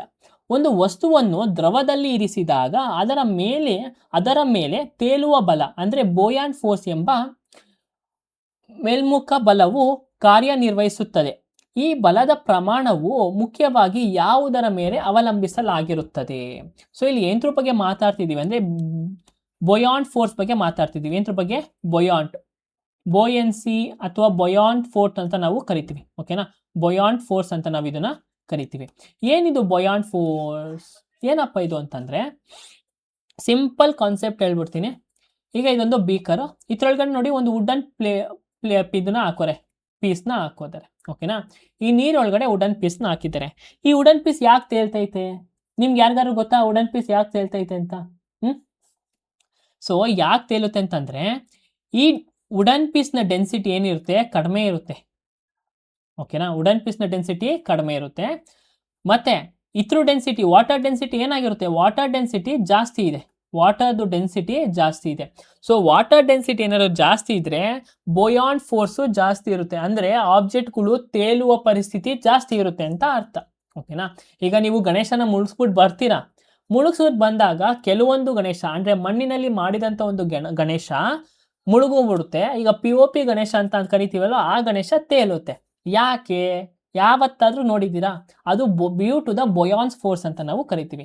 ಈಗ ಬೊಯಾನ್ಸ್ force ಅಂದರೆ ಕೆಳಗಡೆ ಇರುವಂಥ water density ಜಾಸ್ತಿ ಇದ್ದರೆ ಈ ಒಂದು ಆಬ್ಜೆಕ್ಟ್ಗಿಂತ ಈ water density ಜಾಸ್ತಿ ಇದ್ದರೆ ಆ ಆಬ್ಜೆಕ್ಟ್ ಏನು ಮಾಡುತ್ತೆ? ಅದು ತೇಲ್ಸುತ್ತೆ. ಅಂದರೆ ಅದನ್ನು ನಾವೇನಂತ ಕರಿತೀವಿ? ಬೊಯಾಂಟ್ ಫೋರ್ಸ್ ಅಂತ ಕರಿತೀವಿ. ಅಂದರೆ ಈ ಫೋರ್ಸ್ ಏನು ಮಾಡುತ್ತೆ? ಮೇಲ್ಗಡೆ ತಳ್ಳುತ್ತೆ ಈ ಒಂದು ಆಬ್ಜೆಕ್ಟ್ನ. ಓಕೆನಾ? ಇದಿಷ್ಟನ್ನ ನಾವು ಬೊಯಾಂಟ್ ಫೋರ್ಸ್ ಅಂತ ನಾವು ಕರಿತೀವಿ. ಇದನ್ನ ಕೊಟ್ಟವ್ರು ಯಾರತ್ತಂದ್ರೆ ಆರ್ಚಿಮಿಡೀಸ್ ಅಂತ ಕರಿತೀವಿ. ಅವರು ಒಂದು ಪ್ರಿನ್ಸಿಪಲ್ನ ಕೊಟ್ಟಿದ್ದಾರೆ. ಅವ್ರು ಏನು ಹೇಳ್ತಾರೆ? The buoyant force is equal to the weight of the fluid displaced by the object. ಅದೇಂತಕ್ಕೆ ಈಕ್ವಲ್ ಆಗಿರುತ್ತೆ? ವೇಟ್ ಆಫ್ ದ ಫ್ಲೂಯಿಡ್ ಅಂದರೆ ಡಿಸ್ಪ್ಲೇಸ್ಡ್ ಅಂತಂದ್ರೆ ಇಲ್ಲಿ ಬೀಳ್ಬೇಕಾಗಿರೋ ಒಂದು ಆಬ್ಜೆಕ್ಟ್ನ ಮೇಲ್ಗಡೆ ಅದು ತಳ್ಳುತ್ತೆ. ಅದನ್ನು ನಾವೇಂತ ಕರಿತೀವಿ? ಬೊಯಾನ್ಸ್ ಫೋರ್ಸ್ ಅಂತ ಕರಿತೀವಿ. ಸೊ ಈಗ density of the water density ಜಾಸ್ತಿ ಇದ್ರೆ ಏನು ಮಾಡುತ್ತೆ? ತೇಲೋ ಪರಿಸ್ಥಿತಿ ಅಥವಾ ಬೊಯಾನ್ಸ್ ಫೋರ್ಸು ಜಾಸ್ತಿ ಇರುತ್ತೆ. ಇನ್ನೊಂದು ಎಕ್ಸಾಂಪಲ್ ಹೇಳೋದಾದ್ರೆ ಶಿಪ್. ಓಕೆನಾ? ಈಗ ಈ ಹಡಗುಗಳು ಏನು ಮಾಡುತ್ತೆ? ನೀರಿನಲ್ಲಿ ತೇಲ್ತಿರುತ್ತೆ. ಹೇಗೆ ತೇಲ್ತಾ ಇರುತ್ತೆ? ಯಾಕೆಂದರೆ ಆ ನೀರಿನ ಡೆನ್ಸಿಟಿ, ಈ ಒಂದು ಹಡಗಿನ ಡೆನ್ಸಿಟಿ ನೀರಿನ ಡೆನ್ಸಿಟಿಗಿಂತ ಕಡಿಮೆ ಇರುತ್ತೆ. ಸೊ ನೀರಿನ ಡೆನ್ಸಿಟಿ ಹಡಗಿನ ಡೆನ್ಸಿಟಿಗಿಂತ ಏನಿರುತ್ತೆ? ಜಾಸ್ತಿ ಇರುತ್ತೆ. ಅದಕ್ಕೋಸ್ಕರ ಎಲ್ಲ ಆಬ್ಜೆಕ್ಟ್ಸ್ಗಳು ತೇಲ್ತಾ ಇರುತ್ತೆ. ಇದನ್ನು ನಾವೇನಂತ ಕರಿತೀವಿ ಅಂದರೆ ಬೊಯಾಂಟ್ ಫೋರ್ಸ್ ಅಂತ ಕರಿತೀವಿ. ಕ್ವಶನ್ ಬರೋಣ ಈಗ. ಸೊ ಆನ್ ವಿಚ್ ಫ್ಯಾಕ್ಟರ್, ಯಾವ ಒಂದು ಫ್ಯಾಕ್ಟರ್ ಮೇಲೆ? ಮ್ಯಾಗ್ನಿಟ್ಯೂಡ್ ಅಂದ್ರೆ ಏನು? ಮಾಸ್. ಮ್ಯಾಗ್ನಿಟ್ಯೂಡ್ ಅಂದ್ರೆ ಏನು? Mass of this buoyant force depend. ಈಗ ಮಾಸ್ ಜಾಸ್ತಿ ಇದನ್ನು ಇವಾಗ ಒಂದು 15 kg ಬಾಲ್ನ ಎತ್ಕೊಂಡು, ಐರನ್ ಬಾಲ್ನ ಎತ್ಕೊಂಡು ಬಂದು ನೀರಿಗೆ ಹಾಕಿದ್ರೆ ಅದು ಹೋಗ್ಬಿಟ್ಟು ಕೆಳಗಡೆ ಕೂತ್ಕೊಂಡುತ್ತೆ. ಯಾಕೆ? ನೀರ್ ಡೆನ್ಸಿಟಿ ಕಡಿಮೆ ಇರುತ್ತಾ? ಯಾಕೆ ನೀರ್ ಡೆನ್ಸಿಟಿ ಕಡಿಮೆ ಇರುತ್ತೆ? ಈ ಒಂದು ಐರನ್ ಬಾಲ್ ಡೆನ್ಸಿಟಿ ಜಾಸ್ತಿ ಇರುತ್ತೆ. ಈ ಒಂದು ಐರನ್ ಬಾಲ್ ಡೆನ್ಸಿಟಿ ಜಾಸ್ತಿ ಇದ್ರೆ ಅಲ್ಲಿ ಬೊಯಾನ್ಸ್ ಫೋರ್ಸ್ ಬರಲ್ಲ. ಅದಕ್ಕೋಸ್ಕರನೇ ಫಾರ್ ಎಕ್ಸಾಂಪಲ್ ಈ ನೀರಿಗೆ ಏನಾದರೂ 10 kg ಅಲ್ಲ 100 kg ತಡ್ಕೊಳ್ಳೋ ಕೆಪಾಸಿಟಿ ಇದ್ದಿದ್ರೆ ಈ ನೀರು 10 kg ಬಾಲ್ ಏನಾಯ್ತಿತ್ತು? ತೇಲ್ತಾ ಇತ್ತು. ಓಕೆನಾ? ಅದನ್ನು ನಾವು ಬೊಯಾಂಟ್ ಫೋರ್ಸ್ ಅಂತ ಕರಿತೀವಿ. So on which factor does the magnitude of this buoyant force depend? Buoyant force ಯಾವ್ದ್ರ ಮೇಲೆ ಡಿಪೆಂಡ್ ಆಗುತ್ತೆ ಅಂತ ಕೇಳಿದ್ದಾರೆ. ಯಾವ್ದ್ರ ಮೇಲೆ ಡಿಪೆಂಡ್ ಆಗುತ್ತೆ? The shape of the object ಶೇಪ್ಗೂ ಇದಕ್ಕೆ ಏನಿಲ್ಲ. The weight of the object only. Weight of the object ಅಲ್ಲ, density of the water plus weight of the object ಎರಡು ಕೂಡ. ಓಕೆನಾ. ಸೊ ಮೂರನೇ ಆಪ್ಷನ್ ನೋಡಿ, ದ್ರವ್ಯದ ಸಾಂದ್ರತೆ ಅಂದ್ರೆ the density of the fluid. Density of the fluid ಜಾಸ್ತಿ ಇದ್ರೆ ಬೊಯಾನ್ಸ್ ಫೋರ್ಸ್ ಜಾಸ್ತಿ ಇರುತ್ತೆ. The density of the fluid is less than the density of the object, the buoyance force will be decrease ಅಥವಾ ಕಡಿಮೆ ಅಂತ ನಾವು ಕರಿತೀವಿ. ಓಕೆನಾ. Which part of the flower encloses and shields the developing bird. ಬೆಳೆಯುತ್ತಿರುವ ಮೊಗ್ಗನ್ನು ಅವರಿಸಿ ರಕ್ಷಿಸುವ ಹೂವಿನ ಭಾಗ ಯಾವುದು? ಸೊ ಹೂವಿನ ಭಾಗ ಯಾವುದು? ಪುಷ್ಪ ಪತ್ರ ಅಂತ ನಾವು ಕರಿತೀವಿ. ಈ ಹೂವ ನೋಡ್ಬೇಕಾದ್ರೆ ನೀವು ಕನ್ನಡದಲ್ಲಿ ಓದ್ಕೊಬಿಡಿ, ಯಾಕಂದ್ರೆ ಕನ್ನಡದಲ್ಲಿ ಸಖತ್ತಾಗಿ ನೆನ್ಪಿಟ್ಕೋಬಹುದು. ಸಿಪಾಲ್ ಅಂತ ಕರಿತೀವಿ. ಸಿಪಾಲ್ ಅಂದ್ರೆ ಏನು? ಪುಷ್ಪ ಪತ್ರ ಅಂತ ಕರಿತೀವಿ. ಓಕೆನಾ. ನೋಡಿ, ಇದು ಬಡ್, ಇದೊಂದು ಮಗ್ಗು. ಇದನ್ನ ಸೇಫ್ ಆಗಿ ಪ್ರೊಟೆಕ್ಟ್ ಮಾಡೋದು ಯಾವುದು? ಇದನ್ನ ಸಿಪಾಲ್ ಅಂತ ಕರಿತೀವಿ. ಏನು? ಸಿಪಾಲ್ ಅಂತ ಕರಿತೀವಿ. ಇದೇನಿದು? ಇದು ಓವರಿ. ಇದು ಓವರಿ. ಸೊ ಈಗ ಬೇರೆ ಬೇರೆ ಪಾರ್ಟ್ಸ್ ನೋಡೋದಾದ್ರೆ, ಸಿಪಾಲ್ ಏನ್ ಮಾಡುತ್ತೆ? ಫ್ಲವರ್ ಒಂದು ಮಗ್ನ ಪ್ರೊಟೆಕ್ಟ್ ಮಾಡುತ್ತೆ. ಈಗ ಪೆಟಲ್, ಈ ಪೆಟಲ್ ಏನ್ ಮಾಡುತ್ತೆ? ಇದನ್ನ ಏನ್ ಮಾಡ್ತೀವಿ? ಇದು ಏನಂತ ಕರಿತೀವಿ? ಇದನ್ನ ಪೆಟಲ್ ಅಂತ ಕರಿತೀವಿ. ಈ ಪೆಟಲ್ ಏನ್ ಮಾಡುತ್ತೆ ಅಂತಂದ್ರೆ ಇನ್ಸೆಕ್ಟ್ಸ್ಗಳನ್ನ ಅಟ್ರಾಕ್ಟ್ ಮಾಡುತ್ತೆ. ಯಾಕೆ? ಪಾಲಿನೇಷನ್ಗೆ. ಓಕೆನಾ. ಕೀಟಾಣುಗಳನ್ನ ಆಕರ್ಷಿಸುತ್ತದೆ. ಸ್ಟ್ಯಾಮೆನ್ ಒಂದು ಮೇಲ್ ರಿಪ್ರೊಡಕ್ಟಿವ್ ಪಾರ್ಟು. ಫ್ಲವರ್ ಅಲ್ಲಿ ಅಂದ್ರೆ ಒಂದು ಪೋಲೆನ ಪ್ರೊಡ್ಯೂಸ್ ಮಾಡುತ್ತೆ. ಪಿಸ್ತಿಲ್ ಅಥವಾ ಕಾರ್ಪೆಲ್ ಅಂತ ಕರಿತೀವಿ. ಇದೇನು? ಒಂದು ಫೀಮೇಲ್ ರಿಪ್ರೊಡಕ್ಟಿವ್ ಪಾರ್ಟ್ ಯಾವ್ದ್ರೊಳಗೆ? ಫ್ಲವರ್ ಅಲ್ಲಿ. ಮತ್ತೆ ಇದ್ರೊಳಗೆ ಏನ್ ಕಂಟೆಂಟ್ ಇರುತ್ತೆ? ಮೇಲು ಪೋಲೆನ್ ಗ್ರೀನ್ಸ್ ನ ಪ್ರೊಡ್ಯೂಸ್ ಮಾಡಿದ್ರೆ ಫೀಮೇಲ್ ಏನ್ ಮಾಡುತ್ತೆ? ಓವಿಲ್ಯೂಸ್ ಅಥವಾ ಓವರಿನ ಕಂಟೈನ್ ಮಾಡುತ್ತೆ. ಸರಿನಾ? ಇದಿಷ್ಟು ಫ್ಲವರ್ ಬಗ್ಗೆ. What does the lens with the power of 1 dioptre indicate? Dioptre ಅಂತ ಕರಿತೀವಿ, ಡೈಪ್ಟ್ರೋ ಅಂತಾನು ಕರಿತೀವಿ. 1 ಡಯಾಪ್ಟರ್ ಸಾಮರ್ಥ್ಯ ಹೊಂದಿರುವ ಮಸೂರ ಅಂದ್ರೆ ಲೆನ್ಸ್ ಏನನ್ನು ಸೂಚಿಸುತ್ತದೆ? ಸೊ ಈಗ ನಾವು ಲೆನ್ಸ್ ಬಗ್ಗೆ ನೆನ್ನೆನು ನೋಡಿದ್ವಿ. ಓಕೆನಾ. ಲೆನ್ಸ್ ಬಗ್ಗೆ ನಾವು ನೆನ್ನೆನು ನೋಡಿದ್ವಿ. ಏನ್ ನೋಡಿದ್ವಿ? ಈಗ ಡಯಾಪ್ಟ್ರೇ ಅಂದ್ರೆ ಏನು? ಅದೊಂದು SI unit of lens. Lens ನ SI ಯೂನಿಟ್ ಯಾವುದು? ಡಯಾಪ್ಟ್ರಿ ಅಂತ ಕರಿತೀವಿ. ಡಿ ಇಂದ ಅದನ್ನ ಇದ್ ಮಾಡ್ತೀವಿ. ಈ SI ಯೂನಿಟ್ ಆಫ್ ಲೆನ್ಸ್ ಏನ್ ಹೇಳುತ್ತಪ್ಪ ಅಂತಂದ್ರೆ ಹೌ ಸ್ಟ್ರಾಂಗ್ಲಿ ಆ ಲೆನ್ಸ್ ಬೆಂಡ್ ಅಂದ್ರೆ ರಿಫ್ರಾಕ್ಟ್ಸ್ ಲೈಟ್ ರೇಸ್. ಈಗ ಇದು ಲೆನ್ಸ್ ಅಂತ ಅನ್ಕೊಳ್ಳಿ. ಓಕೆನಾ. ಇದು ಲೆನ್ಸ್ ಅಂತ ಅನ್ಕೊಳ್ಳಿ. ಒಂದು ಲೈಟ್ ಇಲ್ಲಿ ಬರ್ತಾ ಇದ್ರೆ ಎಷ್ಟು ಮಟ್ಟಿಗೆ ಅದು ಬೆಂಡ್ ಮಾಡುತ್ತೆ? ಅದು ಪೂರ್ತಿಯಾಗಿ ಬೆಂಡ್ ಮಾಡುತ್ತಾ ಅಥವಾ ಬರೀ ಇಷ್ಟು ಮಾತ್ರ ಬೆಂಡ್ ಮಾಡುತ್ತಾ ಅಥವಾ ಹಿಂಗ್ ಬರ್ತಾ ಇದ್ರೆ 90 ಡಿಗ್ರಿಯಾಗಿ ಬೆಂಡ್ ಮಾಡುತ್ತಾ, 60 ಡಿಗ್ರಿಯಾಗಿ ಬೆಂಡ್ ಮಾಡುತ್ತಾ, 120 ಡಿಗ್ರಿಯಾಗಿ ಬೆಂಡ್ ಮಾಡುತ್ತಾ ಅಂತ ಹೇಳೋದು ಯಾವುದು? ಡಯಾಪ್ಟ್ರೇ ಅಂತ ನಾವು ಕರಿತೀವಿ. ಓಕೆನಾ. ಈಗ ಈ ಪವರ್ ಅಲ್ಲಿ ಲೆನ್ಸ್ ಪವರ್, ಈ ಒಂದು ಲೆನ್ಸ್ ಅಲ್ಲಿ ಪವರ್ ಏನಾದ್ರು ಜಾಸ್ತಿ ಇದ್ರೆ ಬೆಂಡ್ ಏನಾಗುತ್ತೆ? ಬೆಂಡು ಜಾಸ್ತಿ ಆಗುತ್ತೆ. ಓಕೆನಾ. ಅದೇ ತರ ಈ ಒಂದು ಲೆನ್ಸ್ ಅಲ್ಲಿ ಪವರ್ ಏನಾದ್ರು ಕಡಿಮೆ ಇದ್ರೆ ಸ್ವಲ್ಪ ಬೆಂಡ್ ಆಗುತ್ತೆ. ಇದನ್ನೇ ಹೇಳೋದು. ಇದನ್ನ ಏನ್ ಯಾರು ಇಂಡಿಕೇಟ್ ಮಾಡ್ತಾರೆ ಅಂದ್ರೆ ಡಯಾಪ್ಟ್ರೇ ಅಂತ ಒಂದು SI ಯೂನಿಟ್ ಮೆಜರ್ ಮಾಡುತ್ತೆ. ಓಕೆನಾ. ಎಲ್ಲಿ ಮೆಜರ್ ಮಾಡುತ್ತೆ? ಲೆನ್ಸ್ ಅಲ್ಲಿ ಮೆಜರ್ ಮಾಡುತ್ತೆ. ಸೊ ಫಾರ್ಮಲ್ ನೋಡಿ, power power is inversely proportional to focal length. Focal length ಅಂದ್ರೆ ಏನು? ಇದು ಮಿರರ್, ಸೆಂಟರ್ ಆಫ್ ಕರ್ವೇಚರ್, ಅದ್ರ ಮಧ್ಯೆ ರೇಡಿಯಸ್ನ ಅರ್ಧ ಭಾಗ ಏನಂತ ಕರಿತೀವಿ? ಈಗ ಇದು ರೇಡಿಯಸ್ ಸೆಂಟರ್ ಆಫ್ ಅಲ್ವಾ, ಇದ್ರ ರೇಡಿಯಸ್ನ ಅರ್ಧ ಭಾಗ ಏನಂತ ನಾವು ಫೋಕಲ್ ಲೆಂತ್ ಅಂತ ಕರಿತೀವಿ. ಓಕೆನಾ. So power is inversely proportional to focal length. ಈಗ ಪವರ್ ಜಾಸ್ತಿ ಇದ್ರೆ ಫೋಕಲ್ ಲೆಂತ್ ಏನಿರುತ್ತೆ? ಕಡಿಮೆ, ಅಂದ್ರೆ ದೂರ ಇರುತ್ತೆ. ಓಕೆನಾ. ಫೋಕಲ್ ಲೆಂತ್ ಹತ್ರ ಇದ್ರೆ ಪವರ್ ಏನಿರುತ್ತೆ? ಸಖತ್ತು ಕಡಿಮೆ ಇರುತ್ತೆ. So power is equal to 1/f ಅಂತ ನಾವು ಕರಿತೀವಿ. ಈಗ ಈ ಡಯಾಪ್ಟರ್ನ ನಾವು ಹೇಗೆ ಕ್ಯಾಲ್ಕುಲೇಟ್ ಮಾಡ್ತೀವಿ? ಅದ್ರ ಪವರ್ನ ನಾವು ಹೇಗೆ ಇದು ಮಾಡ್ತೀವಿ ಅಂದ್ರೆ, ಒಂದು ಡಯಾಪ್ಟರ್ ಇಸ್ ಈಕ್ವಲ್ ಟು ಎಷ್ಟು? 1 ಮೀಟರ್. ಒಂದು ಡಯಾಪ್ಟರ್ 1 ಮೀಟರು, 2 ಡಯಾಪ್ಟರ್ ಅದ್ರ ಅರ್ಧ, 4 ಡಯಾಪ್ಟರ್ ಅಂತಂದ್ರೆ ಅದ್ರ ಇದು 1/4. ಓಕೆನಾ. 0.25 ಮೀಟರ್ ಅಂತ ಕರಿತೀವಿ. 10 ಡಯಾಪ್ಟರ್ ಅಂತಂದ್ರೆ 0.1 ಮೀಟರ್ ಅಂತ ನಾವು ಕರಿತೀವಿ. ಇದು ಲೆನ್ಸ್ ಅಲ್ಲಿ ಇರುವಂತ ಒಂದು ಪವರ್ಗಳು. 1D, 2D, 4D, 10D. ಅರ್ಥ ಆಯ್ತಾ? 1D ಅಂದ್ರೆ 1 ಮೀಟರು, 2D ಅಂದ್ರೆ 2.5 ಮೀಟರ್, 4D ಅಂದ್ರೆ 2.25 ಮೀಟರ್, 0.25 ಮೀಟರ್, 10D ಅಂದ್ರೆ 0.1 ಮೀಟರ್. ಸೊ ಇಲ್ಲಿ ಆಪ್ಷನ್ ನಮ್ಮ ಕ್ವಶನ್ ಅಲ್ಲಿ ಏನ್ ಕೇಳಿದ್ದಾರೆ? What does the lens with the power of 1 dioptre indicate? So ಈಗ 1D ಅಂತ ಅಂದ್ರೆ ನಮ್ಗೆ ಎಷ್ಟು? 1 ಮೀಟರ್ಗೆ ಸಮ. ನೋಡಿ, ಸಿಂಪಲ್ ಅಲ್ವಾ? ಕಾನ್ಸೆಪ್ಟ್ ಅರ್ಥ ಮಾಡ್ಕೊಬಿಟ್ರೆ. So it has the focal length of ಎಷ್ಟು? 1 metre. Which of the following crosses will produce all heterozygous offsprings in the first generation? ಕೆಳಗಿನ ಯಾವ ಸಂಕರ ಅಂದ್ರೆ ಕ್ರಾಸಸ್ ತಲೆಮಾರಿನಲ್ಲಿ F1 ತಲೆಮಾರಿನಲ್ಲಿ ಎಲ್ಲ ಸಂತತಿಗಳನ್ನು ಹೆಟ್ರೋರೈಗಸ್ ಅಂದ್ರೆ ಹೆಟ್ರೋರೈಗಸ್ ಆಗಿ ಉತ್ಪಾದಿಸುತ್ತದೆ. ಹೆಟ್ರೋರೈಗಸ್ ಅಂತ ಕರಿತೀವಿ. ಈಗ ಹೆಟ್ರೋ ಅಂದ್ರೆ ಏನು?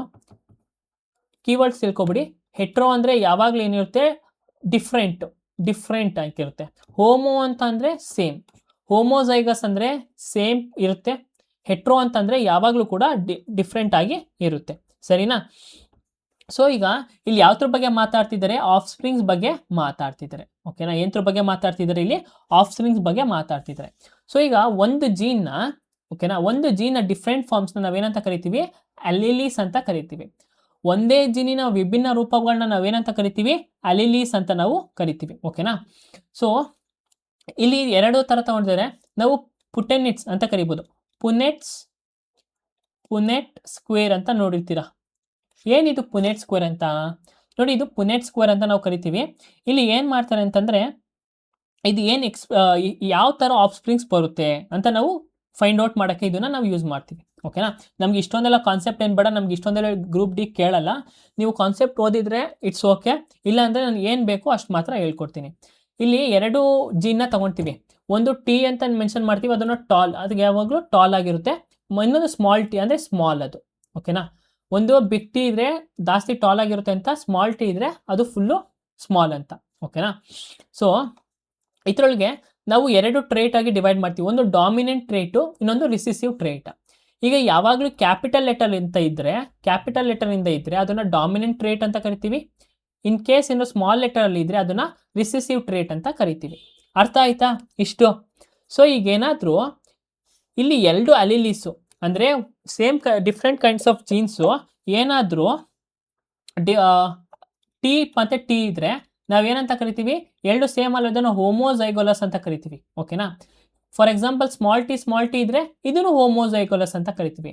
ಇನ್ ಕೇಸ್ ಬಿಗ್ ಟಿ ಮತ್ತು ಸ್ಮಾಲ್ ಟಿ ಇದ್ರೆ ಅದನ್ನ ನಾವೇಂತ ಕರಿತೀವಿ?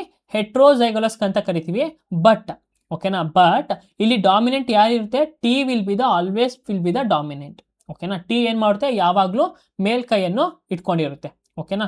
ಸೊ ಇದನ್ನ ನಾವೇನಂತ ಕರಿತೀವಿ? ಹೆಟ್ರೋಝೈಗಸ್ ಅಂತ ನಾವು ಕರಿತೀವಿ. ಅರ್ಥ ಆಯ್ತಾ ಇಲ್ಲಿ ನಮಗೆ? ಸೊ ಈಗ ನಮಗೆ ಏನಂತ ಕೇಳಿದ್ರೆ, which of the following crosses will produce all ಹೆಟ್ರೋಜಿನಸ್? ಈಗ ಎಲ್ಲ ಹೆಟ್ರೋಜಿನಸ್ ಆಗಿರ್ಬೇಕಂದ್ರೆ ಡಿಫ್ರೆಂಟ್ ಆಗಿರಬೇಕು. ಡಿಫ್ರೆಂಟ್ ಅಂದ್ರೆ ಹಿಂಗೆ ಟಿ ಮತ್ತು ಟಿ ಇಂಟು ಟಿ ಮತ್ತು ಟಿ, ಇದು ಏನಾಗಿರುತ್ತೆ? ಈ ಫುಲ್ ಏನಿದು ಹೆಟ್ರೋಜಿನಸ್ ಅಲ್ವಾ? ಸೊ ಈಗ ಟಿ ಇದು ಸೇಮು, ನಮ್ಗೆ ಆಫ್ರಿಂಗ್ಸ್ ಏನಿರುತ್ತೆ? ಹೋಮೋಜಿನಸ್ ಆಗಿರುತ್ತೆ. ಇದು ತಪ್ಪು. ಇದು ಎರಡು ಟಿ, ಇದು ಎರಡು ಟಿ. ಬಟ್ ಡಾಮಿನೆಂಟ್ ಯಾವ್ದು ಇರುತ್ತೆ? T will be the dominant. ಓಕೆನಾ? T will be the dominant. So ಇದು ಟಿ ಇದು ಆಪ್ಷನ್ ಆಗಲ್ಲ. ಓಕೆನಾ? ಸೊ ನಮ್ಗೆ ಆಪ್ಷನ್ ಯಾವ್ದಾಗಿರುತ್ತಪ್ಪ ಅಂತಂದ್ರೆ, ನಮ್ಗೆ ಆಪ್ಷನ್ ಯಾವುದು? T into T. ಸೊ ಈ ಟಿ ಯಾವ ಇದ್ದಾಗ ಟ್ರೇಟ್ ಟಿ ಡಾಮಿನೆಂಟು. ಈ ಟಿ ಮತ್ತೆ ಸ್ಮಾಲ್ ಟಿ ಇದ್ರೆ ಅವಾಗ ಇದೇನಿದೆ? ಹೆಟ್ರೋಝೈಗಸ್ ಆಗಿ ಫಾರ್ಮ್ ಆಗುತ್ತೆ. ಓಕೆನಾ? ಇದು ಹೆಟ್ರೋಝೈಗಸ್ಸು. ಇದು ಈ ಟಿ ಮತ್ತೆ ಬಿಗ್ ಟಿ ಮತ್ತೆ small T into big T ಮತ್ತೆ ಸ್ಮಾಲ್ ಟಿ ಇದ್ದಾಗ ಟಿ ಏನಿರುತ್ತೆ? ಡಾಮಿನೆಂಟ್ ಆಗಿರುತ್ತೆ ಈ ಟಿಯಲ್ಲಿ. ಬಟ್ ಎರಡು ಟಿ ಒಂದೇ ಸಲ ಇದ್ದು ಮತ್ತು ಎರಡು ಸ್ಮಾಲ್ ಟಿ ಒಂದೇ ಸಲ ಇದ್ದಾಗ ಅದನ್ನ ನಾವು ಹೆಟ್ರೋಜಿನಿಯಸ್ ಆಗಿ ಕನ್ವರ್ಟ್ ಮಾಡ್ತೀವಿ. ಇವಾಗ ನಾವು 4 ಎಲಿಮೆಂಟ್ಸ್ನ ತರ್ಬೋದು ಇದರೊಳಗೆ. ಟಿ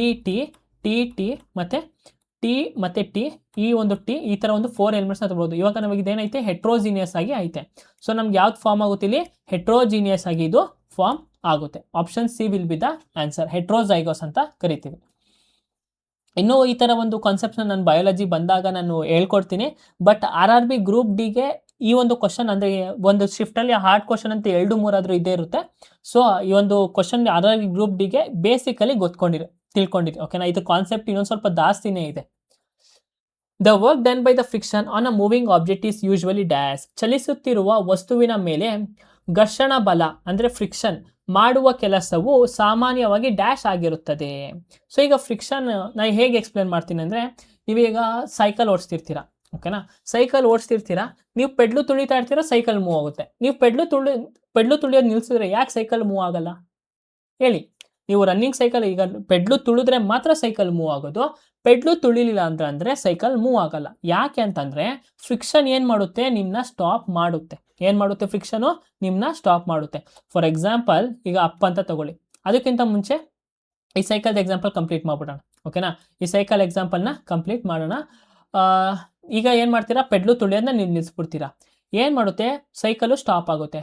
ಪೆಡ್ಲು ತುಳಿದ್ರೆ ಸೈಕಲ್ ಮುಂದೆ ಆಗುತ್ತೆ. ಈಗ ಪೆಡ್ಲು ತುಳಿದ್ರೆ ನೀವೇನು ಮಾಡ್ತಿರ್ತೀರಾ? ಫೋರ್ಸ್ ಕೊಡ್ತೀರಾ ಮುಂದೆ ಹೋಗೋಕ್ಕೆ. ಬಟ್ ಪೆಡ್ಲು ಸ್ಟಾಪ್ ಆದರೆ ಏನು ಮಾಡುತ್ತೆ? ಪೆಡ್ಲು ಸ್ಟಾಪ್ ಆದರೆ ಸೈಕಲ್ ಸ್ಟಾಪ್ ಆಗುತ್ತೆ. ಯಾಕೆ? ಫ್ರಿಕ್ಷನ್ ಯಾವ ಕಡೆ ಇರುತ್ತೆ? ನಿಮ್ಮ ವಿರುದ್ಧವಾಗಿರುತ್ತೆ. ಅಂದರೆ ಫ್ರಿಕ್ಷನ್ ಯಾವಾಗಲೂ ಕೂಡ ನೆಗೆಟಿವ್ ಆಗಿ ಇರುತ್ತೆ, ಸರಿನಾ? ಯಾವಾಗಲೂ ಕೂಡ ಏನಾಗ್ಬಿಡುತ್ತೆ, ನಿಮಗೆ ನೆಗೆಟಿವ್ ಆಗಿ ಕಂಡು ಬರುತ್ತೆ. ಓಕೆನಾ? ಸೊ ನೀವು ಡೌನ್ಸಲ್ಲಿ ಆರಾಮಾಗಿ ಹೋಗ್ಬೋದು. ಈಗ ಡೌನ್ಸಿಂದ ಹಿಂಗೆ ಬಂದ್ಬಿಟ್ಟು ಹಿಂಗೆ ಅಪ್ಪಿಗೆ ಹೋದಾಗ ಇದೇ ಸೇಮ್ ಸ್ಪೀಡಲ್ಲಿ ನೀವು ಹಿಂಗೆ ಹೋಗೋಕ್ಕಾಗಲ್ಲ, ಬಿಕಾಸ್ ಇದು ತುಂಬ ಅಪ್ಪಿದೆ.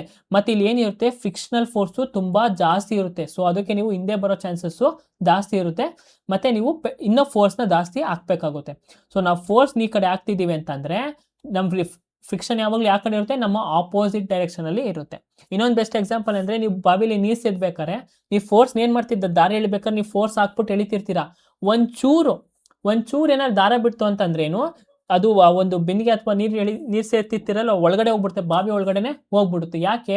ಫ್ರಿಕ್ಷನಲ್ ಫೋರ್ಸು ಜಾಸ್ತಿ ಇರುತ್ತೆ. ಫ್ರಿಕ್ಷನಲ್ ಫೋರ್ಸು ನಾವು ಒಂದು ಫೋರ್ಸ್ ಕೊಡ್ತಿದ್ರೆ ಅದು ಯಾವಾಗಲೂ ಕೂಡ ನಮಗೆ ನೆಗೆಟಿವ್ ಆಗಿರುತ್ತೆ.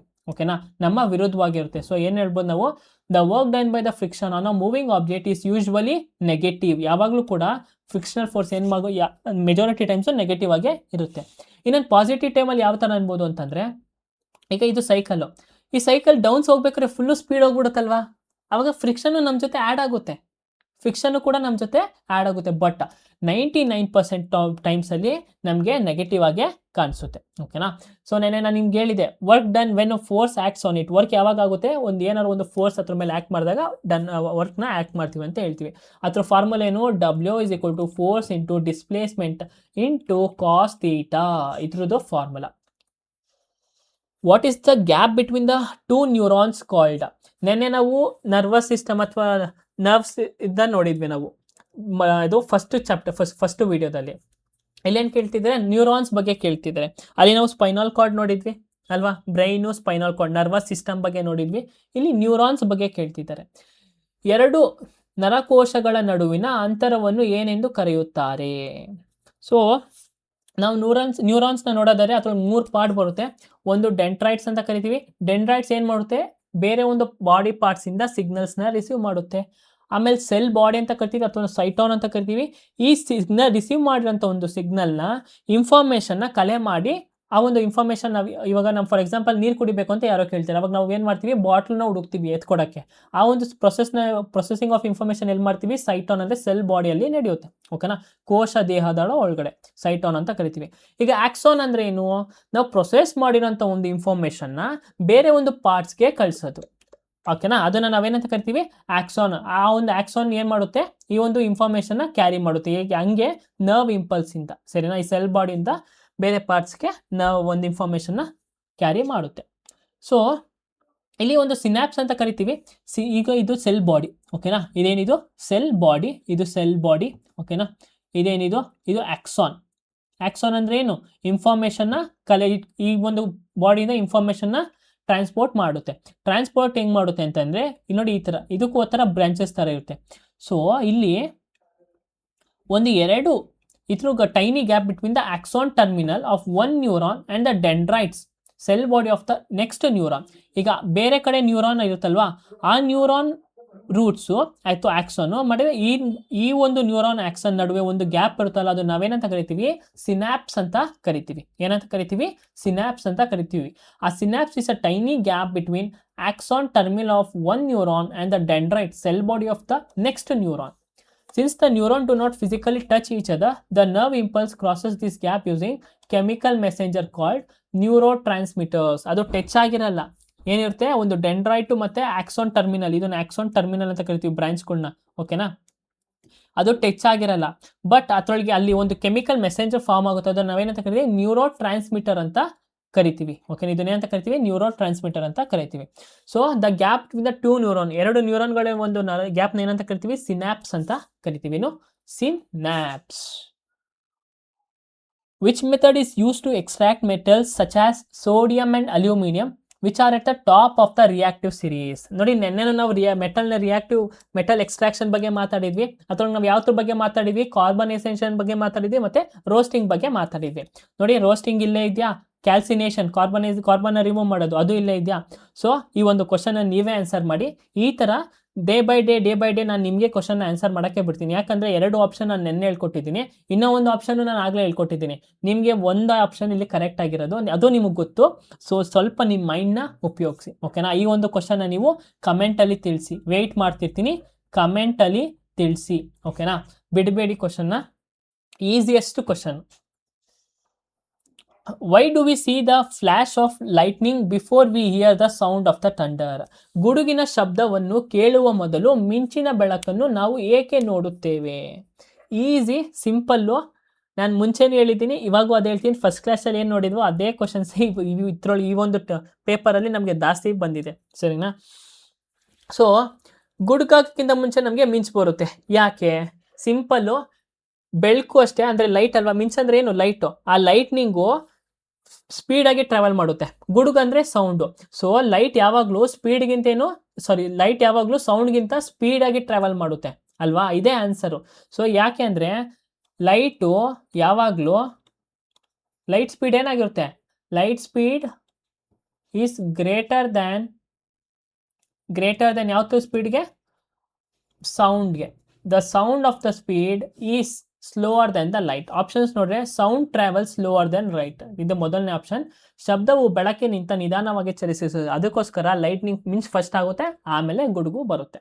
ಸಿಂಪಲ್ ಆಗಿ ಯೋಚನೆ ಮಾಡಿ. ಈ ಥರ ಫಿಸಿಕ್ಸ್ ಕಾನ್ಸೆಪ್ಟ್ಸ್ಗಳನ್ನ ನೀವು ಎಕ್ಸ್ಪೀರಿಯನ್ಸ್ ಮಾಡಬೇಕು ನಿಮ್ಮ ನೇಚರ್ ಜೊತೆಗೆ, ಓಕೆನಾ.